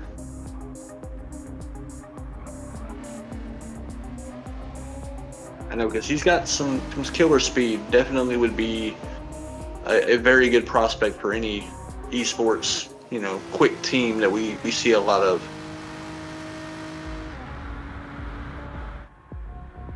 Yeah, and some of these guys, I don't understand. Like, Shaggy, you're pretty close to that level, but like Jorge and some of these guys, it's just like, I don't care how much practice I were to do. I think that's just like athletes. There's those guys you grew up with. It didn't matter what they did. They were the best at baseball or football or basketball or whatever. Some people just got the knack. And at 50, I'm recognized. I told my wife this the other day. As guys, we don't want to ever admit this, but I'm noticing that my reflexes are not quite what they were. And maybe I'm throwing more excuses out there, but that's definitely the truth. I used to be a really confident, driver on the road, blah, blah, blah. And anymore, I'm like, okay, I got to slow down just a little bit. I don't think I react quite as well as I used to. I'm starting to feel that every day. I'm closing in on 40. It's getting there. Yeah, everything's getting a little bit slower, a little bit harder to do. Things hurt, things creak. Oh, yeah. I feel like you need to carry a can of WD-40 around with you just for your joints and everything. Yeah, we just ought to have After a long day. just zert fittings on our knees, and I've got 2 new knees, and both shoulders been operated on, and back's been operated on 3 times, and yeah, good times. I haven't had any of that yet, so fingers crossed, huh? Yeah. Nope, everything's still original. It's starting to rust, but it's original. Yeah, we're flying. Paint jobs. We're flying Friday, and we always do the TSA pre-check. And the thing that sucks for the having artificial joints is, yeah, you don't have to take your belt and shoes off and all that, but you still have to go through that. You still have to go through that crazy thing that spins around, and it always picks up in a specific area that requires me to get a pat down, and I always know it's going to happen. So I was not paying attention to see what his final time was. I was off in La La Land. Shaggy, can you tell us what he ended up with? Yeah, just a second. Sorry, Pip. It's okay. He had a 205.908. Okay, respectable.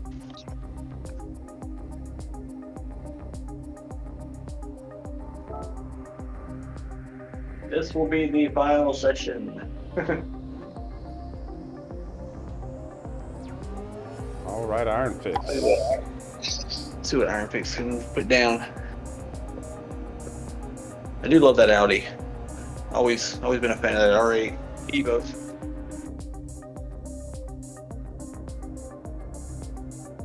Yeah, it's cool in VR with all that carbon.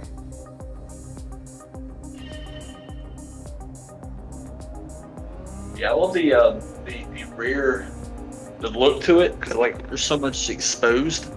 It almost looks like they just forgot to put the paneling on, and you just Right. have an exhaust sticking out. It was like an old F1 car, where that was the deal. It was just all motor sticking out. Yeah, it's a good looking ride. And it used to be, like we were talking about the Porsche, it used to be one that you could jump in and do decent with at any time. Seems like it's not quite that anymore. Yeah, it has its moments. It has a couple of places that it's still pretty competitive at. I still find it good in the rain. Being an MR anyways, it's already good. I used it recently, but I'm pretty sure this was before the BOP update, and it got 3 seconds slower, like everything else. Cause like I think I used the Alpha, the Audi, and then the Ferrari on 3 different accounts. Of course, the Ferrari overall was better than the Audi and the Alpha. The Alpha was just struggling, but the Audi was pretty close to what the Ferrari could do in most cases. So now, Shaggy, with your alts, or with all of your accounts, do you kind of stick with a manufacturer for the most part, on a different manufacturer on each account, or you just mix it up depending on where you're at? I mix it up, depending on what I want to do. Kind of strayed away from a number of manufacturers that I don't want to do anymore, because I normally would always only use Subaru for the longest time, and then all the updates, and then mostly the physics were the reason I don't care for the BRC as much anymore. Just hurt how the car feels, because I don't care if it's the fastest car or not. I don't want to drive anything if I can't handle it, if I can't find some kind of comfort in, how it reacts to a turn or whatever. It can be the slowest car out there as long as it drives fine and, like I'm able to enjoy the drive. That's what I want. Yeah, we don't The feel like BRZ is you're. not the fastest car. Yeah, I'm the same way. There's certain cars that, yeah, they're fast, but I just feel like I'm on the absolute edge all the time to keep them there. And then I'm sweating and realize, maybe I didn't enjoy myself as much as I should have. So, yeah, there's a few manufacturers I can pretty much get into and know that I can hold it to the track, and may not be the fastest guy out there, but run some consistent laps. Right. I think the Ferrari is that for me right now. Because I still run TC1 with it. Just adds more grip to it, but because or at least for the practice laps or whatever, I don't care for how, like in dailies, I don't care that they don't put the tire wear, fuel, weight, or anything, applied to the car. So the car is just constantly sliding. It's like not a very good representation of what you're going to get when you get into a race. Sure. Because the race just feels totally different. Like I can feel the grip, I can feel the weight on the tires and everything, and it's more put together. Well, one thing I'm terribly guilty of is, and I'm sure a lot of people are like this, you're sitting there, you're running your times, waiting on the next daily to come about, and then you jump in there and all of a sudden your tires are cold. So if I make a big mistake, it's usually in the first couple turns of that first lap on the dailies, because I'm in the mindset of just what you said. I'm in the mindset of running those qualifying times. Yeah, it's not the same. Like from the practice to the race, it's just a totally different feeling right away. I hate it. I really wish they would have some kind of, I guess like an easier way to do it. Like they tried it in GT-WS, where they have, and I don't even understand this either, where they have the fuel off, but I do know the reason why, but it still doesn't work for me. They have the fuel off, and then they have the tire wear on for qualifying, right? They did that though because a lot of people were going and burning the fuel down for their qualifying laps, like on that first out lap. Sure. Burning it down as much as they could, and then creating a lighter car. And I guess it was frowned upon in the World Tour. I guess I don't know what they were doing, but so they don't have fuel on at all in qualifying because it's going to influence the car too much. That's I don't know. crazy. Iron Fix turns a 207.9 on his first flyer. I suspect he'll improve. He's got the skill. Yeah. Also, good looking livery, good looking car. Yeah, let's check that out.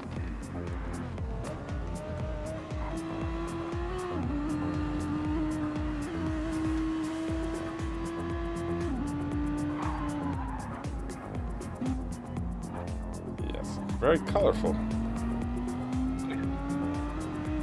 I like that starburst there in the center of the hood with the PHG shadow in behind it. That's pretty cool. Right. Oh. Ooh, I'm glad. I'm kind of glad this is the last session. I'm getting tired. Been going all day. He's up 4/10.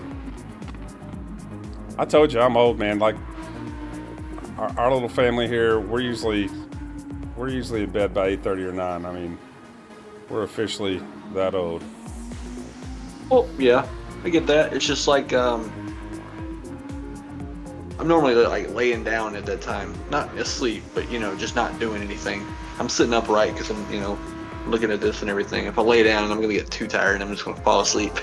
Sure. So I have to sit up until the it's finished or whatever. Plus, I don't want to miss anything or sound like I'm falling asleep trying to talk. OZI, What are we doing again? OZI Pug GT7, thank you for the sub. Appreciate it. Welcome to the stream. Iron Fix diving in for a new set of tires here.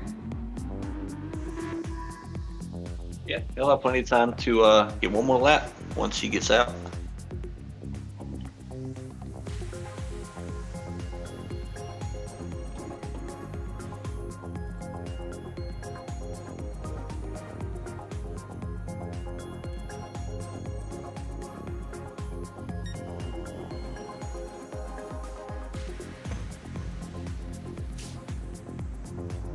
He's the only Audi that's been in here tonight, isn't he?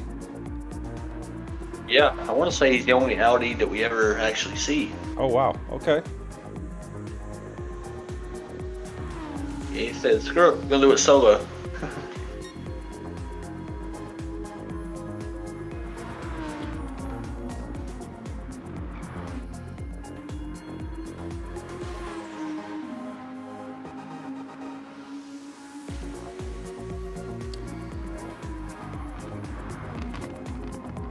Yeah, I'll definitely have my iPad. Let's see, we land at 6 or so. So yeah, we'll get to our condo and get crap out of the, or get the luggage unpacked, and I'll be on the couch watching the races. Right. I'm officially deep I wanna enough. say this is, I'm sorry, go ahead. Oh, I want to say this is the 16th qualifier for tonight. Okay, it's a good turnout. Yeah, not too bad.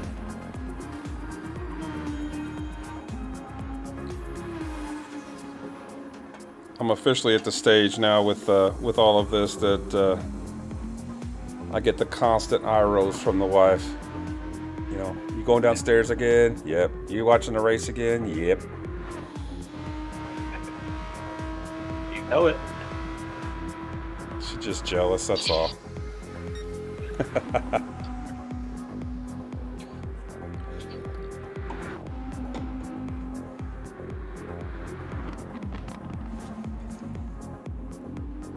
Well, tell her if she, wants to be a part of it, she can get in and do some racing too. Exactly. We'll set up another sim rig right here beside mine and There you get go. her going. Right? Couple that races together, stays together. Yeah.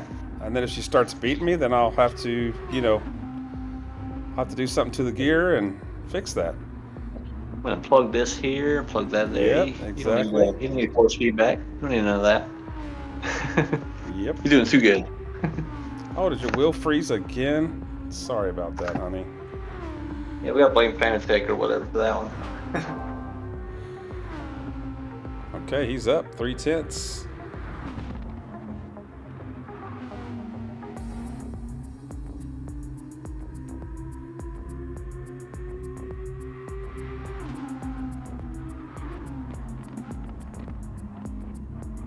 Oh, he hugged the wall good there. Able to get back on the power.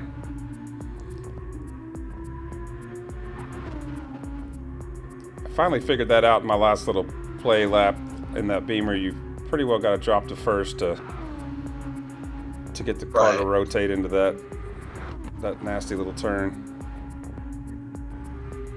Yeah, unfortunately, with automatic though, I can't, just downshift or whatever. Sure. Sometimes it's a pain, but the way I do that is I manipulate the speed and kind of force the car to downshift itself. Sure. Yeah, there's a lot of like hard stops to where it'll make it shift. Just applying the brakes just a little bit more and hits the. You've done it enough that you know exactly where that point is with especially the Ferrari. Yeah, it's kind of like trying to trick the I guess the automatic into thinking it has a clutch that I can work on. Because then it just like feels like it just kind of, I don't know, it drags every now and then. And you can feel it and you can hear it in the car. It's like, no, I don't want to do that. Just when I'm going downhill, it's weird. I don't know, like it'll feel like you'll hear the engine, but it's like, I don't know, it's a weird engine braking thing going on with it. So D Smith just said he's in the lobby. D Smith, I think you're probably gonna have to jump in tomorrow's qual. I think this is the last one Shaggy's running this evening. Yeah, we've been here for 3 hours now, and like if we didn't get into it by now, then yeah, I don't know what to tell you. There's always tomorrow, sir. Yeah. All right.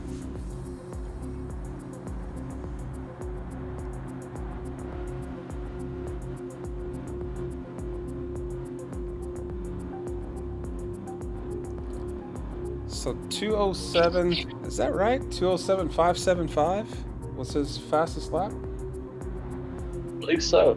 Yeah. Okay. So he did make an improvement from the first lap. Yeah, I was getting confused over there looking at the other, but he had pitted. Then yeah, okay. It looks weird sometimes in spectator. You're like, yeah, it'll show you a way different time than what he actually had. Yep, so 207.575 for our last qualifier for the evening. So those of you that popped in, thank you. Thank you for coming into the stream. Shaggy, anything else we need to cover here before we wrap this up, do you think? Well, appreciate everyone that came out tonight. We're gonna be doing this same time tomorrow, 7 p.m. Central Standard Time, and it will run for 3 hours. And yeah, I'm gonna have a last call, but after that few minutes before 10 o'clock, I'm not gonna be taking any more people. Like we have a time and people know about it. You can set up other times that are before all this. Like if you need a one-off session, to make a qualifying run or whatever during the daytime, just let me know on Discord or whatever and set that up. But once it gets so late, doing these sessions at night, I gotta go to sleep. People got work and everything. But yeah, I've already told you, I'm old. I gotta go to bed. Well, it's not that. It's just long day. Yeah, that's right.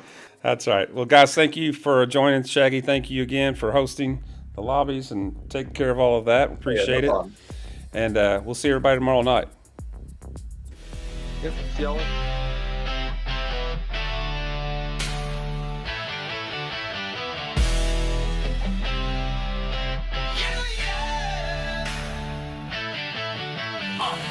World Series qualifying, going for the gold. Win the ring and all the clout, come on, let's roll. The whole world watching, PHG the lead. With the legend Shaggy, he put it all together. Qualifying, let's get it on. Riding with the champions, going hard, going long, until the lights come on. Gran Turismo, hop in the car, let's go. Burning rubber, smoke the tires in the track mode. Welcome to the race. Get ready, start your engines, get up out the way. We about to set the pace. Qualifying, let's get it on. Riding with the champions, going hard, going long, until the lights come on. Until the lights come on. Until the lights come on.